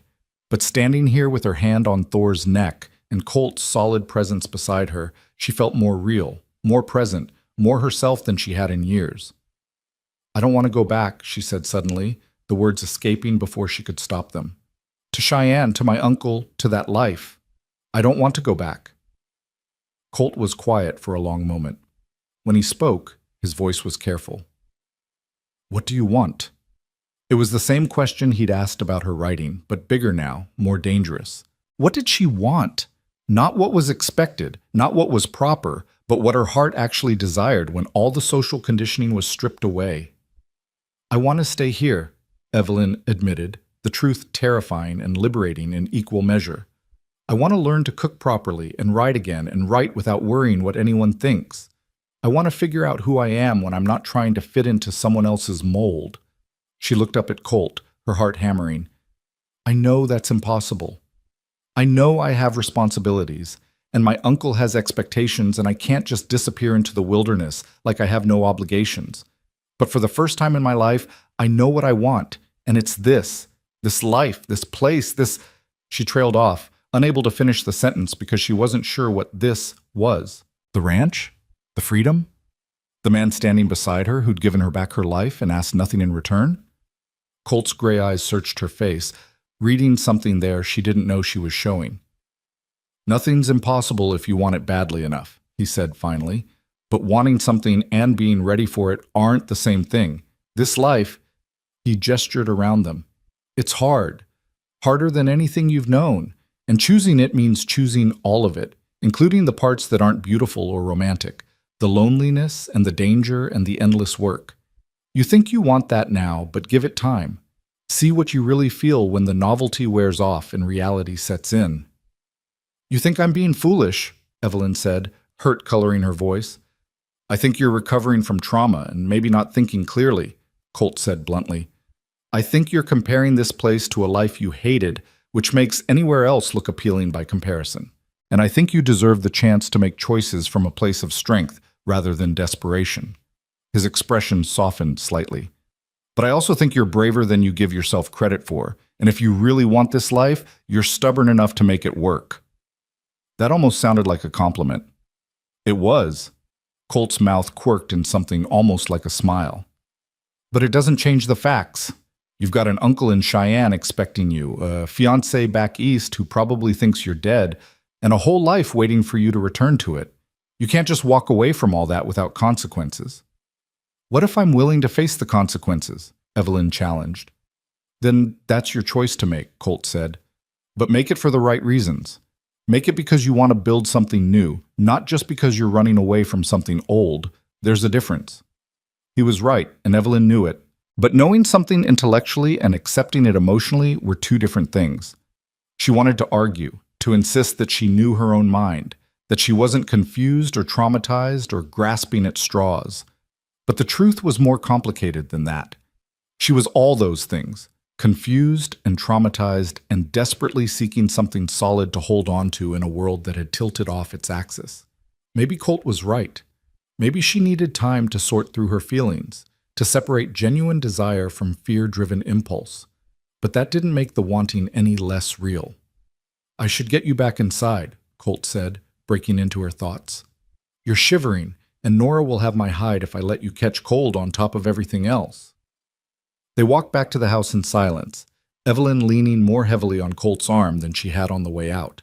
The brief excursion had exhausted her more than she wanted to admit, proving Colt's point about her not being ready for ranch life. She could barely walk to the barn and back without her legs turning to jelly. How could she possibly manage the demanding physical labor that kept this place running? But determination was a stubborn thing, and Evelyn had discovered in herself reserves of it she hadn't known existed. If she wanted this life, and she was increasingly certain that she did, then she'd have to earn it, not through breeding or social connections or money, but through sweat and effort and the simple refusal to quit. It was a daunting prospect, but it was also, in its own way, deeply appealing. That night, she wrote in Sarah's journal about her conversation with Colt, trying to untangle her own motivations through the act of putting pen to paper. She wrote about the difference between running away and running toward, about the fear of returning to a life that had never fit, and the equally terrifying prospect of forging a new one. She wrote honestly about her growing feelings for Colt, not romantic necessarily, though there were threads of that too, but something deeper and more complicated. Respect, maybe. Recognition of a kindred spirit. The understanding that comes when two broken people glimpse their own damage reflected in another's eyes. She didn't know where any of this was leading, but for the first time in her life, she was choosing her own path rather than following one laid out by others. And that, she was discovering, made all the difference. 2 weeks after the crash, a rider appeared on the horizon just after dawn. Colt spotted him from the barn where he was forking hay for the horses, and something about the determined way the man rode, straight and purposeful, like he owned the very air, made Colt's jaw tighten. He set down the pitchfork and walked out to meet whoever was coming, his hand resting instinctively on the rifle he kept propped by the door. The rider drew closer, resolving into a well-dressed man in his 50s mounted on an expensive bay gelding that was decidedly unsuited for winter travel. He wore a wool coat that probably cost more than Colt made in 6 months, and his boots were polished to a shine that wouldn't last 10 minutes on a working ranch. Everything about him screamed money and city breeding, and Colt knew without being told that this was Henry Barrett, Evelyn's uncle. "You Bennett?" the man called out, reining in his horse with more force than necessary. The gelding tossed his head in protest. "I am," Colt said, keeping his voice neutral. "And you'd be Mr. Barrett." "Henry Barrett, yes. I've come for my niece." He dismounted stiffly, clearly unused to long rides. "I received your letter. Where is she?" "In the house, recovering. She's doing well, all things considered." "All things considered," Barrett repeated, his tone sharp with accusation. "My niece was supposed to arrive in Cheyenne 2 weeks ago. Instead, I get word that she's been staying unchaperoned with a bachelor rancher in the middle of nowhere. Do you have any idea what this does to her reputation?" Colt felt his temper stir, but kept it leashed. "What it does, Mr. Barrett, is keep her alive. Your niece was half frozen and injured when I found her. Moving her before she was ready could have killed her. I figured you'd prefer her alive and scandalous to dead and proper, but maybe I was wrong about that." Barrett's face flushed red. "How dare you how dare I save her life, or how dare I speak plainly about your priorities?" Colt crossed his arms. "Look, I understand you're upset, but your niece has been through hell. 5 people died in that crash, and she walked through a blizzard that should have killed her too. She needs compassion and time to heal, not lectures about propriety." "What she needs," Barrett said coldly, "is to fulfill her obligations. She has a fiancé waiting in Boston, a wedding to plan, and a future that doesn't involve hiding away on some godforsaken ranch playing at frontier life." The words hung in the frigid air between them. Before Colt could respond, the door to the house opened and Evelyn appeared on the porch, wrapped in one of Nora's shawls. Her face had regained some color over the past 2 weeks, but she still looked fragile, the bandages on her hands stark white against the dark wool. "Uncle Henry," she said, her voice carrying across the yard, "I didn't expect you to come all this way." "Evelyn." Barrett's expression softened marginally as he looked at his niece, but his voice remained stern. "Thank God you're alive. When I received word of the crash, I feared the worst.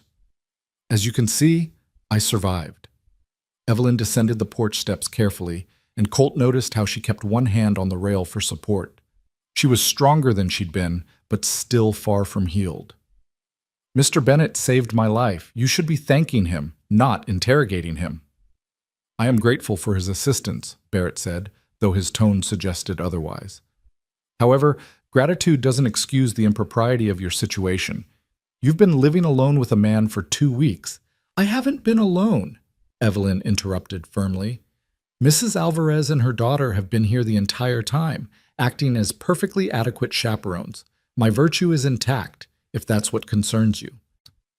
"What concerns me," Barrett said, "is that Theodore has been sending increasingly urgent telegrams demanding to know your whereabouts and condition. The man is understandably worried about his fiancée." Something flickered across Evelyn's face. Not grief or longing, but something harder. Resentment, maybe, or defiance. Then you can telegram him back that his fiancée is recovering from injuries sustained in a stage accident and will contact him when she's able. Evelyn, you need to understand the position this puts us in, Barrett said, his tone turning placating. Theodore's family has certain expectations. This delay, these circumstances, they complicate things considerably. We need to return to Cheyenne immediately and begin damage control. I'm not ready to travel yet, Evelyn said, and Colt heard the tremor beneath her steady voice. My hands are still healing, and the doctor said I need at least another week before— What doctor? Barrett demanded. I was told no physician had examined you. The doctor from Redemption Creek came out 6 days ago, Colt interjected. He confirmed what we already knew. Miss Hart had severe frostbite, a concussion, and significant trauma from the accident. He recommended continued rest and recuperation before attempting any travel. Then I'll hire a wagon and drive her to transport her carefully. She can rest just as easily in Cheyenne as she can here. Barrett's jaw set stubbornly. I've already made arrangements at the hotel. We'll leave tomorrow morning. No, Evelyn said, and the word came out stronger than Colt expected. I'm not going. Not yet. Barrett's eyes narrowed. This isn't a request, Evelyn. You're still under my guardianship until you marry, and I'm telling you, you're telling me that your reputation and business dealings matter more than my health and well-being, Evelyn said, her voice rising. You're telling me to ignore the advice of the doctor and risk further injury because it would be inconvenient for you if I stayed here longer. You're telling me, once again, that what I want doesn't matter. What you want is irrelevant when measured against your responsibilities, Barrett snapped. You have obligations, Evelyn, to your family, to Theodore, to the life your father worked so hard to secure for you. My father wanted me to be happy, Evelyn shot back. He wanted me to have choices, to pursue my education and my writing. You're the one who decided I should marry Theodore and abandon everything I cared about.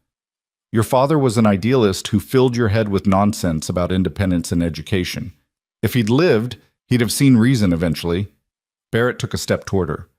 Now stop this childish rebellion and accept reality. You're returning to Cheyenne with me tomorrow, and that's final. Colt had heard enough. He moved to stand beside Evelyn, his presence a physical barrier between her and her uncle. With respect, Mr. Barrett, your niece is an adult woman recovering from a traumatic experience. She's told you she's not ready to leave, and the doctor agrees. Forcing her to travel against medical advice would be dangerous and, frankly, cruel.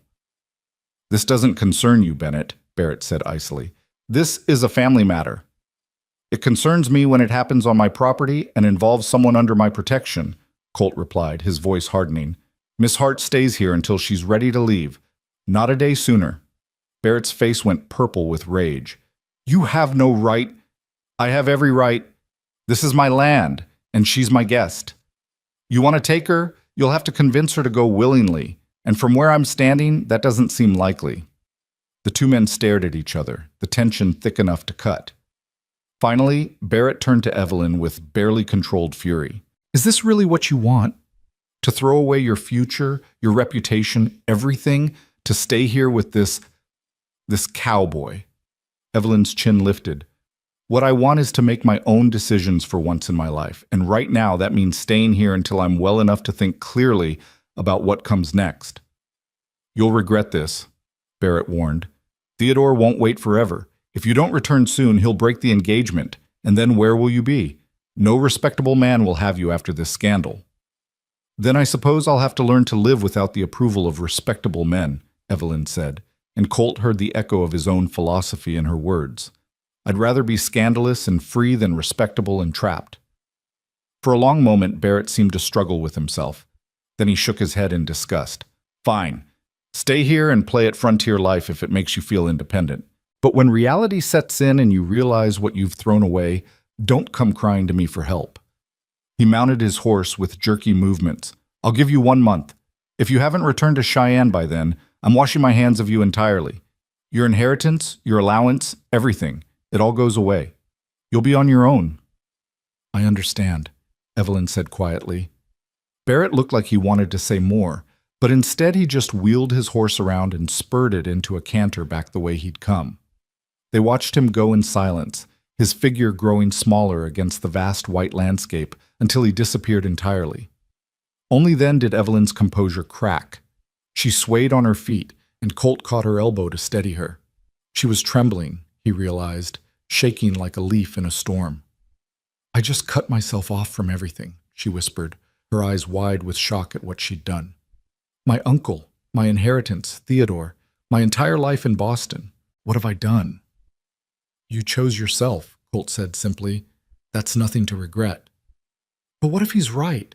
What if this is just some foolish rebellion and in a month I'll realize I made a terrible mistake?" "Then you'll deal with that when it comes. But living your life based on what-ifs and maybes, that's no way to live at all." Colt guided her back toward the house. "Come on, let's get you inside before you collapse. We can worry about the future later." Nora met them at the door, her face tight with concern. She'd clearly heard everything through the open window. "That man," she muttered darkly, "threatening a girl who just survived death itself. No shame." "He's scared," Evelyn said, surprising them both. "He doesn't know how to handle me not following the script he wrote. And he's probably right about some of it. I am throwing away my old life without any real plan for what comes next." "Plans are overrated," Colt said. "Most of life happens in the spaces between our plans anyway." Maria appeared with hot tea and gentle hands, settling Evelyn back on the sofa by the fire. The girl had come out of her shell considerably over the past 2 weeks, and now she sat beside Evelyn and took her bandaged hands carefully. "You were very brave," Maria said in her soft voice, "standing up to him like that." "I don't feel brave," Evelyn admitted. "I feel terrified."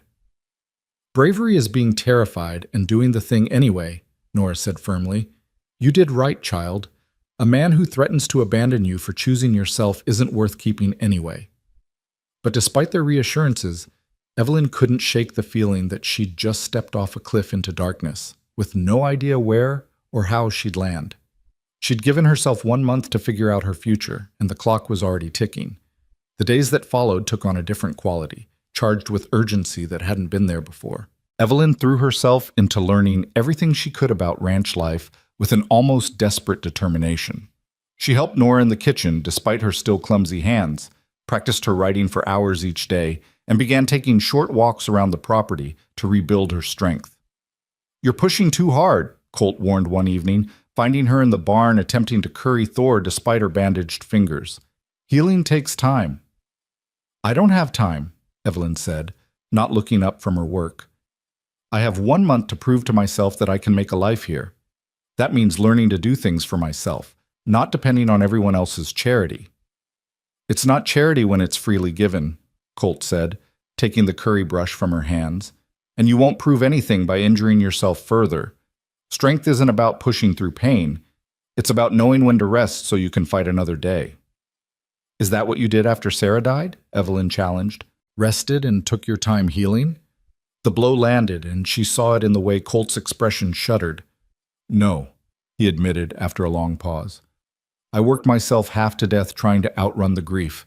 Nearly killed myself and the ranch both before Nora finally knocked some sense into me. You want to follow that example?" "I want to matter," Evelyn said, her voice breaking. "I want to pull my weight and contribute something instead of just being a burden people tolerate out of pity."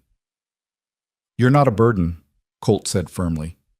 He set down the brush and turned her to face him, his hands gentle on her shoulders.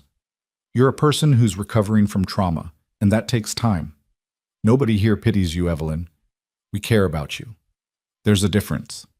She looked up into his gray eyes and saw something there that made her breath catch. Concern, yes, but also something deeper, something that looked almost like tenderness. "I don't know how to accept care without feeling like I owe something in return," she confessed. "In my world, everything is a transaction." "Then unlearn it," Colt said. "Out here, we take care of each other because that's how we survive. Today I help you, tomorrow you help someone else, next month they help me. It's not about debts and obligations. It's about community." "I don't know if I can be part of a community," Evelyn said. "I've spent my whole life being separate, set apart by class and breeding and expectations. I don't know how to just belong." "You already do," Colt said simply. "You think Nora teaches her recipes to just anyone? You think Maria would sit beside someone she didn't trust? You've already become part of this place, Evelyn. You just haven't realized it yet." The words settled into her chest, warm and solid. Could it really be that simple? Could belonging be something you stumbled into rather than something you had to earn? That night, she wrote in Sarah's journal about the confrontation with her uncle and her conversation with Colt. She wrote about fear and choice, about the difference between the life she'd been given and the life she might create. And she wrote about the growing awareness that her feelings for Colt had shifted from gratitude to something far more complicated. She wasn't naive enough to call it love, not yet, anyway. But there was something there, a connection forged in crisis and tempered through the quiet intimacy of daily life. She found herself watching for him throughout the day, noting the way he moved with unconscious grace, the rare smiles that transformed his stern face, the gentleness in his calloused hands when he thought no one was looking. More troubling was the realization that he watched her too. She'd catch him studying her across the dinner table or glancing her way when he thought she was absorbed in her writing. And sometimes, when their hands would brush passing a dish or their eyes would meet across the room, she'd feel a charge in the air between them that had nothing to do with gratitude or simple friendship. It was dangerous, this growing attachment.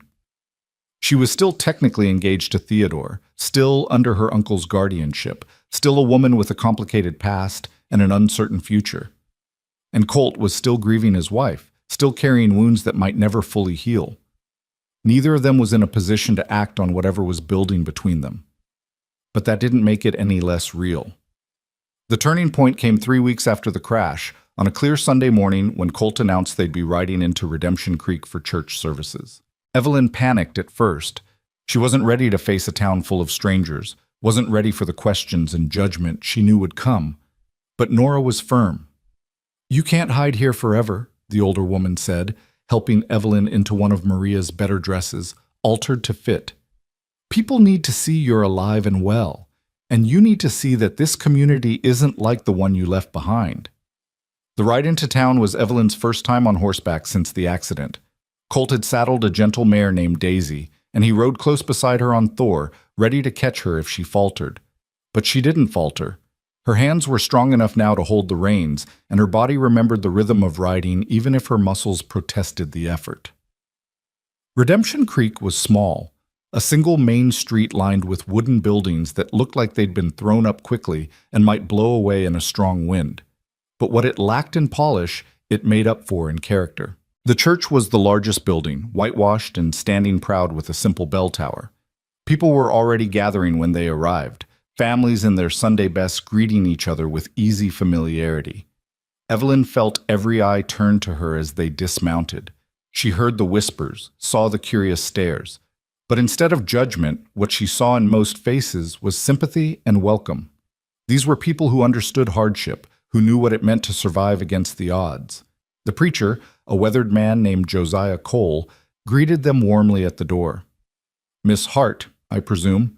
We've been praying for you. The whole town grieved when we heard about the stage crash." "Thank you," Evelyn managed, overwhelmed by the genuine warmth in his voice.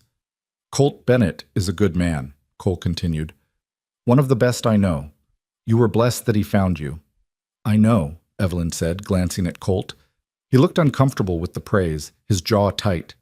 "I owe him my life." "We all owe each other," Cole said. "That's the nature of community. Now come in, come in. Service is about to start." The church was simple inside, just rows of wooden benches and a plain pulpit. But it was warm and full of people who smiled at her as she passed. Colt led her to a pew near the front where Nora and Maria were already seated, and she found herself surrounded by kindness that asked for nothing in return. The service was unlike any she'd attended in Boston. There were no elaborate rituals, no formal liturgy, just simple hymns sung with more enthusiasm than skill, and a sermon about resilience and grace that brought tears to Evelyn's eyes. Cole spoke about surviving winter, both literal and metaphorical, and finding hope in unexpected places. "Sometimes," he said, his voice carrying through the small space, "God puts us through fire not to destroy us, but to burn away everything that isn't essential. And what's left, the core of who we really are, that's what matters. That's what endures." Evelyn felt those words settle into her bones. Wasn't that exactly what had happened to her? The stage crash had burned away her old life, leaving only the essential truth of who she was beneath all the social conditioning. And that truth, frightening as it was felt more real than anything she'd known before. After the service, people surrounded them with questions and well wishes.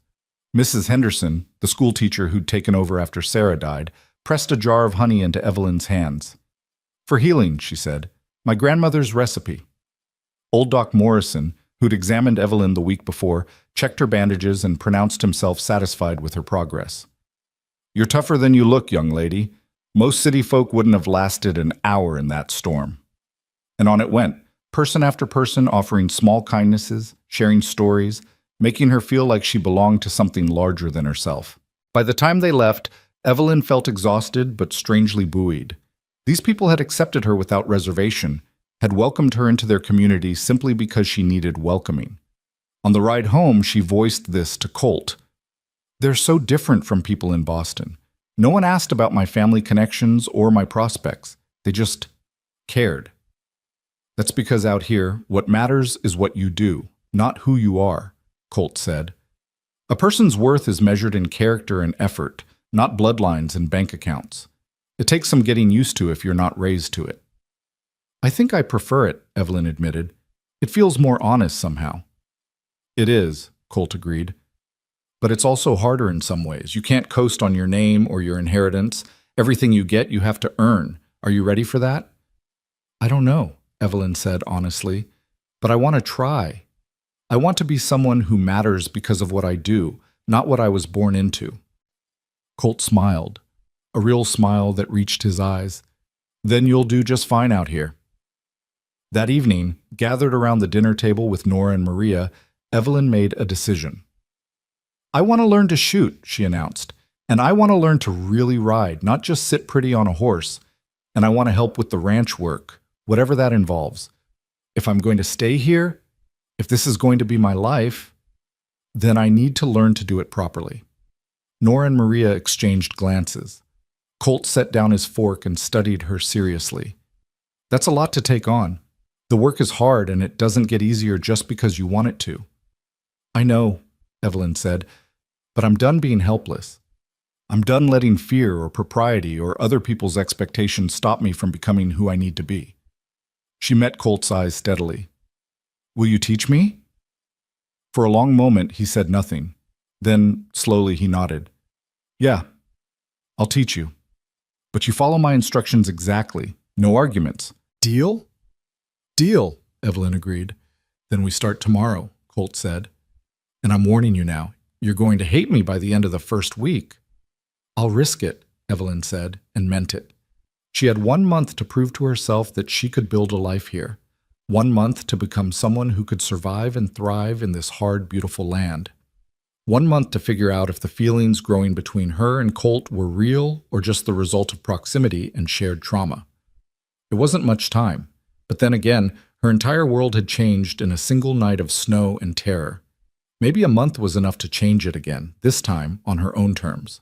True to his word, Colt woke Evelyn before dawn the next morning. She stumbled from her makeshift bed on the sofa, her body still heavy with sleep, to find him already dressed and waiting by the door with 2 cups of steaming coffee. "Ranching starts early," he said, handing her one of the cups. "Animals don't care if you're tired or sore. They need tending regardless." Evelyn wrapped her hands around the warm ceramic, grateful for both the heat and the bitter caffeine. Outside the window, the world was still dark, stars fading as the first gray hints of dawn touched the eastern sky. "What do we do first?" "First, you learn to feed livestock without getting trampled. Then we'll work on your riding.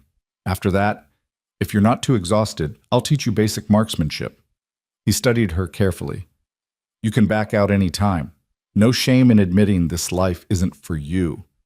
"I'm not backing out," Evelyn said firmly, though her stomach churned with nervousness. "I told you, I'm done being helpless." The next hours passed in a blur of activity that left Evelyn breathless and aching. Colt showed her how to distribute hay to the horses, how to check their hooves for stones, how to read their body language for signs of illness or distress. He taught her the difference between good feed and moldy grain, explained the delicate balance of keeping animals healthy through winter, and demonstrated a dozen small tasks that seemed simple until she tried them herself. Her bandaged hands made everything harder. The pitchfork was heavy and awkward, and she could barely grip it properly. Twice she dropped hay bales she was trying to move. When she attempted to lift a water bucket, it sloshed over her boots, soaking them through. "Stop," Colt said after watching her struggle with the third bucket. "You're trying too hard. Let the tool do the work, not your arms." He positioned himself behind her, his hands covering hers on the bucket handle. "Feel that? You're tensing every muscle. Relax. Use your legs and back, not just your grip." Evelyn was acutely aware of his closeness, the warmth of his body against her back, his breath stirring her hair. She forced herself to focus on the task, following his instructions until the bucket moved more smoothly. When he stepped away, she felt oddly bereft. "Better," he said, his voice neutral. "Now do it 10 more times until it becomes second nature." By the time they finished the morning chores, Evelyn's arms trembled with exhaustion and her hands screamed in protest beneath their bandages. But she'd done it, completed every task Colt set her without complaint or quitting. It was a small victory, but it felt monumental. "You did good," Colt said as they walked back toward the house for breakfast. "Most people give up after the first hour, but you've got grit, I'll give you that." "Is that a compliment?" Evelyn asked, too tired to hide her smile.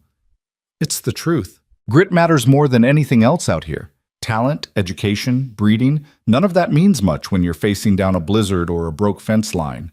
But grit? That'll keep you alive when nothing else will." Nora had breakfast waiting, eggs and bacon and biscuits that melted on the tongue.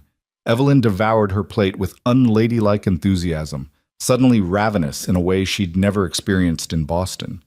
Physical labor, she was discovering, created an honest hunger that fancy dinners could never satisfy. After breakfast, Colt took her to the paddock where Daisy waited, already saddled. "Today you learn to really ride, Chitich," he said. "Not that prissy side saddle nonsense they teach ladies back east. You're going to ride astride like you mean it." Evelyn's cheeks flushed. That's improper." "That's practical. You can't control a horse properly sitting sideways, and you can't help with ranch work if you're worried about showing your ankles." Colt's expression was challenging. "You said you wanted to learn to do things properly. This is how it's done out here. You got a problem with that?" Evelyn thought of all the times she'd been told what was proper, what was acceptable, what ladies did and didn't do. She thought of the cage those rules had built around her, restricting her movements and her choices until she could barely breathe. Then she thought of the freedom she'd glimpsed in the past 3 weeks, the possibility of becoming someone new. "No," she said, lifting her chin. "No problem at all." Learning to ride astride was harder than she expected. Her muscles, unused to the position, protested immediately. Maintaining her balance required constant adjustment, and her weak hands struggled to manage the reins effectively. But Colt was patient, never mocking her mistakes, always offering clear instruction and quiet encouragement. "Loosen your grip," he'd say. "The horse feels your tension. You need to trust her." Or, "Don't fight the movement. Rock with it. Let yourself feel the rhythm." Hours passed. The sun climbed higher, warming the frozen landscape. Evelyn's thighs burned and her back ached, but gradually she began to understand what Colt meant about rhythm and trust. Daisy was a gentle teacher, patient with Evelyn's mistakes, and slowly, so slowly, Evelyn began to feel like they were moving together rather than fighting each other. "Good," Colt said, watching from Thor's back as Evelyn completed a circuit of the paddock at a steady trot. "You're getting it. Another week of this, and you'll be ready to ride fence lines with me." The praise warmed her more than the winter sun. She'd spent her life achieving things that earned approval, playing piano, speaking French, mastering the complex rules of etiquette, but none of those accomplishments had felt as satisfying as the simple validation that she was learning to survive. That afternoon, Colt set up targets in the empty field beyond the barn, old bottles and tin cans balanced on fence posts. He handed Evelyn a rifle, showing her how to check that it was loaded, how to sight down the barrel, how to breathe and squeeze rather than jerk the trigger. "Shooting is about patience and control," he explained. "You rush it, you miss. You get emotional, you miss. You have to find that quiet place inside yourself where nothing exists except you and the target." Evelyn's first shot went wildly astray, the recoil nearly knocking her backward. Her second wasn't much better. By the 10th attempt, her shoulder ached from the rifle's kick, and she'd yet to hit a single target. I'm terrible at this, she said, frustration bleeding into her voice. You're learning, Colt corrected. There's a difference. He moved behind her again, adjusting her stance, repositioning the rifle against her shoulder. You're anticipating the recoil, flinching before you even shoot. That's why you're missing. Trust the weapon. Trust yourself. That seems to be a theme with you, Evelyn observed. Trust this. Trust that. What if I don't know how to trust anymore? Colt was quiet for a moment. Then you practice until you remember. Trust is like any other skill. It gets stronger the more you use it. His hands steadied the rifle, guided her aim. Now, breathe in. Let it out slowly. Find that stillness. And when you're ready, not when I say when you're ready, squeeze the trigger. Evelyn closed her eyes briefly, searching for that quiet place he'd described. She thought of the storm, of the moment when she'd given up and let herself fall into the snow. She thought of Colt's voice cutting through her despair. You'll make it home with me. She thought of every moment since when she'd chosen to fight rather than surrender. She opened her eyes, sighted down the barrel, and squeezed. The bottle exploded in a shower of glass. There, Colt said, and she could hear the smile in his voice. That's how it's done. The days blurred into weeks, each one packed with lessons and labor that reshaped Evelyn's body and mind. Her hands healed, the bandages coming off to reveal pink new skin that was tender but functional. Her muscles strengthened, adapting to the constant physical demands. She learned to read weather in the clouds, to predict a horse's mood from the set of its ears, to shoot well enough that Colt trusted her with a rifle when they rode out to check the herd. She learned other things too, things that couldn't be taught but had to be lived. She learned the satisfaction of completing hard work, of earning her rest rather than simply expecting it. She learned the deep peace that came from physical exhaustion, the way her body would sink into sleep without the anxiety that had plagued her in Boston. She learned that competence built confidence in a way that compliments never could. And she learned slowly and with growing certainty that she was falling in love with Colt Bennett. It wasn't the romantic fantasy she'd read about in novels, no grand declarations or sweeping gestures. It was quieter than that, more real. It was in the way he'd wait for her to catch up when they rode together, never making her feel slow or inadequate. It was in the pride she saw in his eyes when she mastered a new skill, and the gentle way he'd correct her mistakes without criticism. It was in the evenings by the fire when they'd sit in comfortable silence, both reading or writing, content simply to share space. It was in the way he'd started smiling more, laughing at Maria's jokes and engaging with Nora's gentle teasing. The grief was still there. Evelyn could see it in quiet moments when he thought no one was watching, but it no longer consumed him entirely. He was healing too, she realized. They were healing each other without even trying. But acknowledging her feelings and acting on them were different things entirely. Evelyn was still technically engaged, still technically under her uncle's guardianship, and Colt had given no indication that he felt anything beyond friendship and maybe a sense of responsibility for the woman he'd saved. The few times their hands brushed or their eyes held a moment too long, he'd pull away first, maintaining the careful distance he'd established between them. It hurt, that distance. But Evelyn understood it. He was protecting himself, protecting them both from complications neither was ready to face. 3.5 weeks after her uncle's visit, a letter arrived from Cheyenne. Evelyn's hand shook as she opened it, recognizing her uncle's precise handwriting. Inside was a single sheet of paper with a brief cold message. Evelyn, Theodore has broken your engagement, citing your continued absence and scandalous living arrangements as proof of your unsuitability as a wife. Your allowance will cease at the end of the month as previously stated. If you wish to reconcile, you must return to Cheyenne immediately and submit to my authority regarding your future. If you do not, consider our familial ties severed. The choice is yours. Henry Barrett. Evelyn read the letter twice, then a third time, waiting for the devastation she thought should come. But instead, she felt only relief. The last tie to her old life had been cut, leaving her free to choose her own path forward without guilt or obligation. Bad news? Colt asked, watching her face carefully.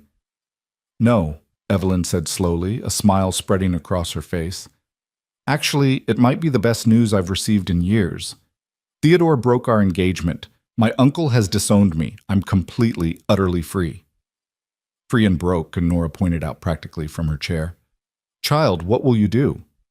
It was the question Evelyn had been avoiding for weeks. What would she do? She had no money, no prospects, no family willing to take her in. She had learned to work, but she wasn't skilled enough yet to hire on as ranch help anywhere. The most sensible course would be to swallow her pride, return to Cheyenne, and beg her uncle's forgiveness. But the thought made her stomach turn. She'd rather starve than go back to that cage. I'll figure something out, she said with more confidence than she felt. Maybe I could work in Redemption Creek. Mrs. Henderson mentioned the school needs help, and I can read and write well enough to teach. Or you could stay here, Colt interrupted quietly. Everyone turned to look at him. He was staring into the fire, his jaw tight with tension. What? Evelyn breathed. You could stay here, Colt repeated, still not meeting her eyes. Help Nora with the house and the cooking. Continue learning ranch work. You pull your weight, more than pull it, actually. And you... He trailed off, seeming to struggle with his words. You fit here. It wouldn't be charity. It would be a job, same as Nora and Maria have. You'd earn your keep. Evelyn's heart hammered against her ribs. Colt, I can't ask you to... You're not asking. I'm offering. Finally, he looked at her, and the intensity in his gray eyes stole her breath. These past few weeks, having you here, it's changed things. Changed me. The house feels less empty. The work feels less like I'm just going through motions. You make me want to... He stopped abruptly, seeming to catch himself. Point is, I'd like you to stay, if you want to. The air in the room felt charged, heavy with everything neither of them was saying. Nora was watching them both with knowing eyes, a small smile playing at her lips. Maria had gone very still, her knitting forgotten in her lap. I want to, Evelyn said, her voice barely above a whisper. More than anything. But Colt, people will talk. A single woman living with a single man, no matter how many chaperones are present, it's not proper. It could damage your reputation in town. Let them talk, Colt said flatly. Anyone worth knowing won't judge, and anyone who judges isn't worth knowing. Besides, he paused, his jaw working. There's a way to make it proper, if you're willing. Evelyn's breath caught. What do you mean? Colt stood abruptly, crossed to where she sat, and dropped to one knee in front of her. His calloused hands took hers gently, carefully, like she was something precious that might break. Evelyn Hart, he said, his voice rough with emotion. I'm not good with pretty words, and I can't offer you the fancy life you were raised for. What I can offer is this ranch, this life, and a man who's done grieving what he lost and is ready to fight for what he's found. He took a shaky breath. I'm asking you to marry me. Not because it's proper or convenient, but because somewhere between pulling you from that snow and watching you learn to shoot, I fell in love with you. And I hope, you might feel the same. Tears spilled down Evelyn's cheeks, but she was smiling through them. You think right, she said, her voice breaking. I love you, Colt Bennett. I love your stubbornness and your kindness and the way you never gave up on me even when I'd given up on myself. She squeezed his hands. Yes. 1,000 times, yes. The kiss that followed was nothing like the chaste pecks Evelyn had received from Theodore during their formal courtship. This was real and raw and full of all the emotion they'd been holding back for weeks. Colt's hands came up to cup her face with a tenderness that made her ache, and she wound her arms around his neck, pulling him closer, wanting to memorize every detail of this moment. When they finally broke apart, both breathing hard, Nora was wiping tears from her eyes and Maria was grinning broadly. About time, Nora said. I was beginning to think you two would dance around each other forever. You knew? Evelyn asked, embarrassed. Child, everyone knew. The whole town has been taking bets on when Colt would finally work up the courage to propose. Nora stood, smoothing her apron. Now, we have a wedding to plan. Nothing fancy. We'll keep it simple, the way things are done out here. But Maria and I will make sure it's beautiful. When? Evelyn asked, looking up at Colt. Soon, he said firmly. I've waited 3 years to feel alive again. I'm not waiting any longer than necessary to make you my wife. They were married 2 weeks later in the same church where Evelyn had first felt welcomed into the community. The ceremony was simple but perfect. Evelyn wore a dress that Maria had sewn, pale blue like the sky over the mountains, and carried wildflowers that Colt had ridden to the high meadow to pick. Nora stood as her attendant, and the doctor from town stood up with Colt. The church was packed with people Evelyn had come to know over the past weeks, neighbors and friends who'd embraced her without reservation, who saw her not as a scandal or a burden, but simply as one of their own. Mrs. Henderson wept openly. Old Doc Morrison beamed with grandfatherly pride. The Henderson boys, who'd been teaching Evelyn to rope cattle, whooped enthusiastically when Preacher Cole pronounced them man and wife. The kiss Colt gave her sealed more than just their marriage vows. It sealed a promise that they would build something new together, something neither could have created alone. When they finally pulled apart, Evelyn saw tears tracking down Colt's weathered face. "Sarah would have liked you," he whispered against her hair. "She'd be happy I found you." "I wish I could have known her," Evelyn said honestly, "but I'll honor her memory by taking care of the man she loved and the home she built." The reception was held in the church hall, tables laden with food that the whole community had contributed. There was fiddle music and dancing, laughter and toasts, the kind of celebration that came from genuine joy rather than social obligation. Evelyn danced with Colt, with Doc Morrison, with half the men in town, her feet aching but her heart soaring.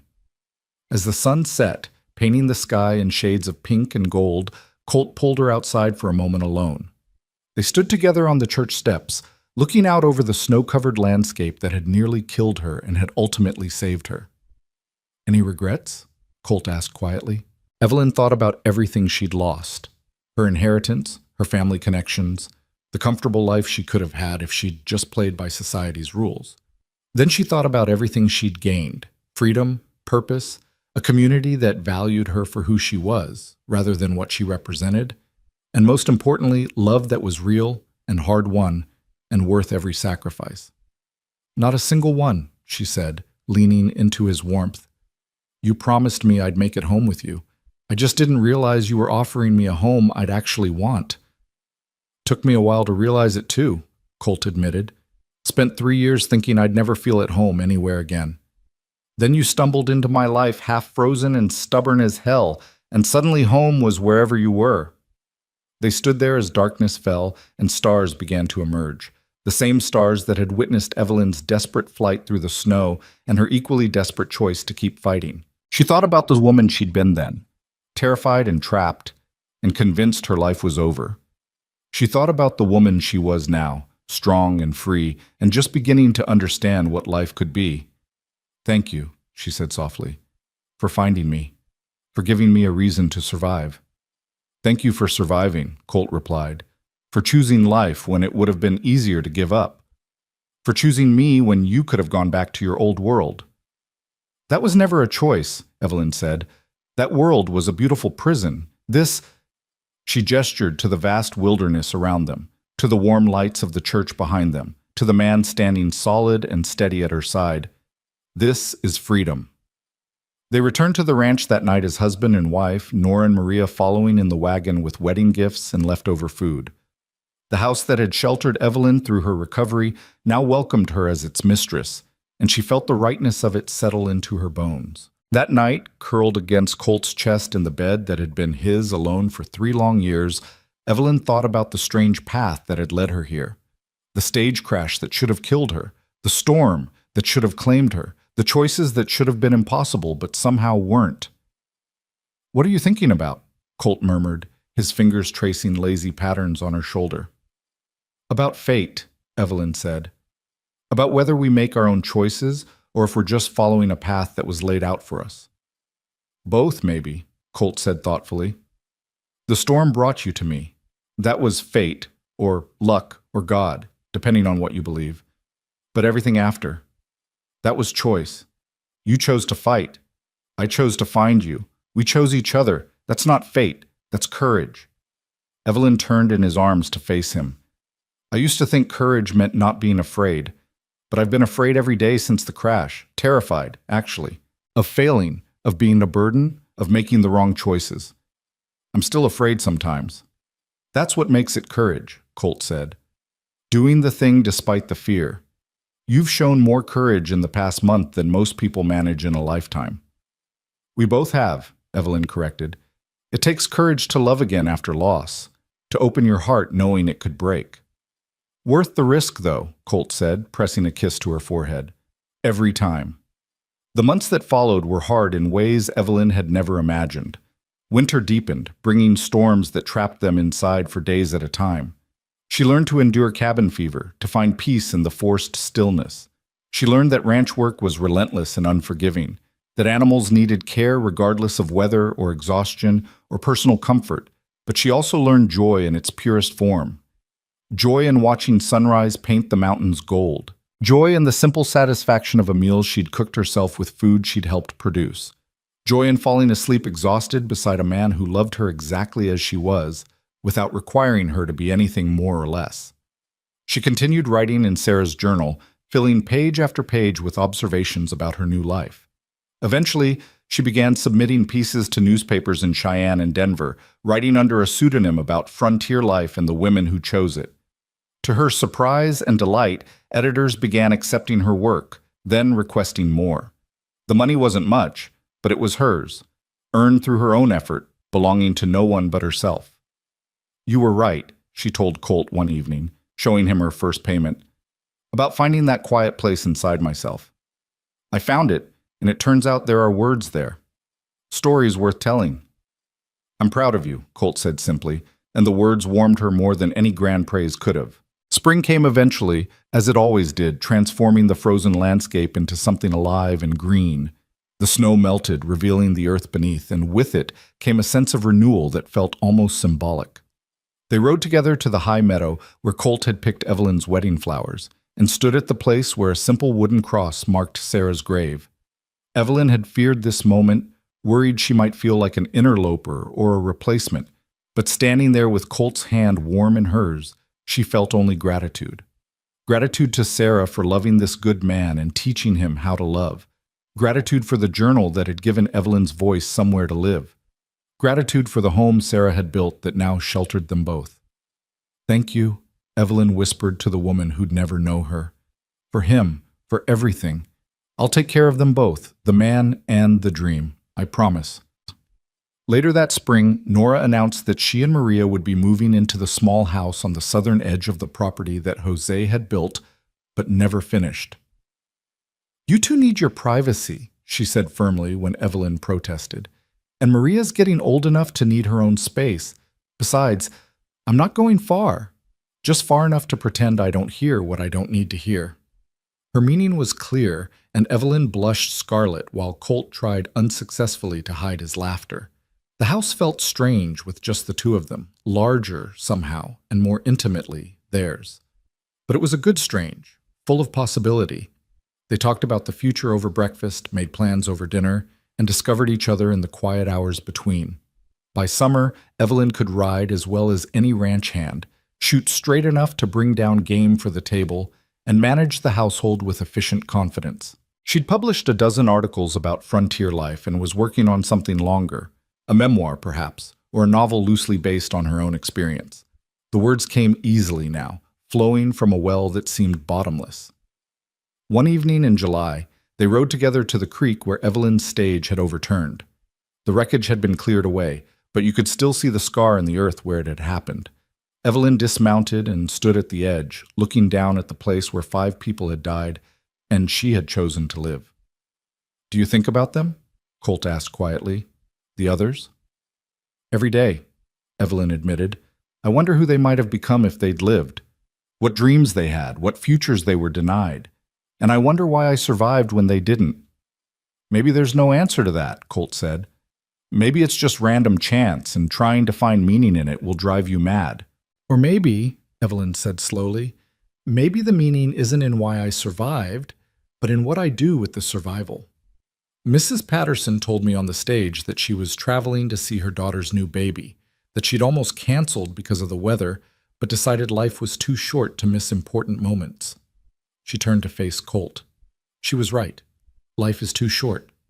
"So I'm going to live it fully, for myself and for them. I'm going to write their stories so they're not forgotten, and I'm going to build something beautiful with you, because that's the best way I know to honor the gift they unknowingly gave me." Colt pulled her close, holding her against his heart. "You're the strongest person I've ever known," he said. "Stronger than me, for certain." "No," Evelyn said. "We're strong together. That's the difference. Alone, we were both just surviving. Together, we're actually living." As they rode home through the golden evening light, Evelyn thought about the journey that had brought her here, the desperation that had driven her onto that ill-fated stage, the storm that had nearly claimed her life, the cowboy who'd refused to let her die, the choices, both small and large, that had led her to this moment. She thought about the woman she'd been, trapped and unhappy, slowly suffocating under the weight of expectations she couldn't meet and didn't want to. And she thought about the woman she'd become, scarred but whole, free in ways that went deeper than geography or social standing. The ranch house appeared on the horizon, its windows glowing warm in the gathering dusk. Home. Real home, in every sense of the word. Not the place where she'd been forced to be, but the place where she'd chosen to stay, where she was loved not for what she could provide or what family she came from, but simply for being herself. As they unsaddled the horses and put them up for the night, as they walked hand in hand to the house where supper waited and their future beckoned, Evelyn realized something profound. She'd spent her whole life searching for a place to belong, for a life that felt authentic, for love that didn't come with conditions. And she'd found it all in the last place she'd ever expected, in the arms of a grieving cowboy who'd promised her one thing and delivered so much more. "You'll make it home with me," he'd said in the storm, and she had. But the home he'd given her wasn't just a place on a map. It was freedom and purpose and partnership. It was mornings working side by side and evenings sharing dreams. It was becoming someone new while honoring who she'd been. It was building something that belonged to them both and them alone. That night, as they sat together by the fire, Colt with his book, Evelyn with her writing, she paused to watch him in the flickering light. This man who'd saved her life and then given her a reason to treasure it. This man who'd lost everything and found the courage to risk his heart again. This man who was hers now, just as she was his, bound together by choice and chance in equal measure. "What?" Colt asked, catching her staring. "Nothing," Evelyn said, smiling. "Just thinking how lucky I am." "We're both lucky," Colt corrected. "Luckiest damn people alive, if you ask me." And as the fire crackled and the wind sang its endless song across the plains, as the stars wheeled overhead in their ancient patterns, and the mountains stood their silent watch, Evelyn Hart Bennett, formerly of Boston, now and forever of this wild Wyoming territory, knew he was right. She'd fled through the snow expecting to die. Instead, she'd found a way to truly live. And that, she thought, as she set down her pen and moved to join her husband by the fire, was the best story of all. The kind worth surviving for. The kind worth living for. The kind that made every hard choice, every moment of fear, every sacrifice along the way feel not just worthwhile, but inevitable. This was her home, her life, her love, hard-won and freely chosen, as real as the mountains and as enduring as the land itself. And she wouldn't trade it for anything.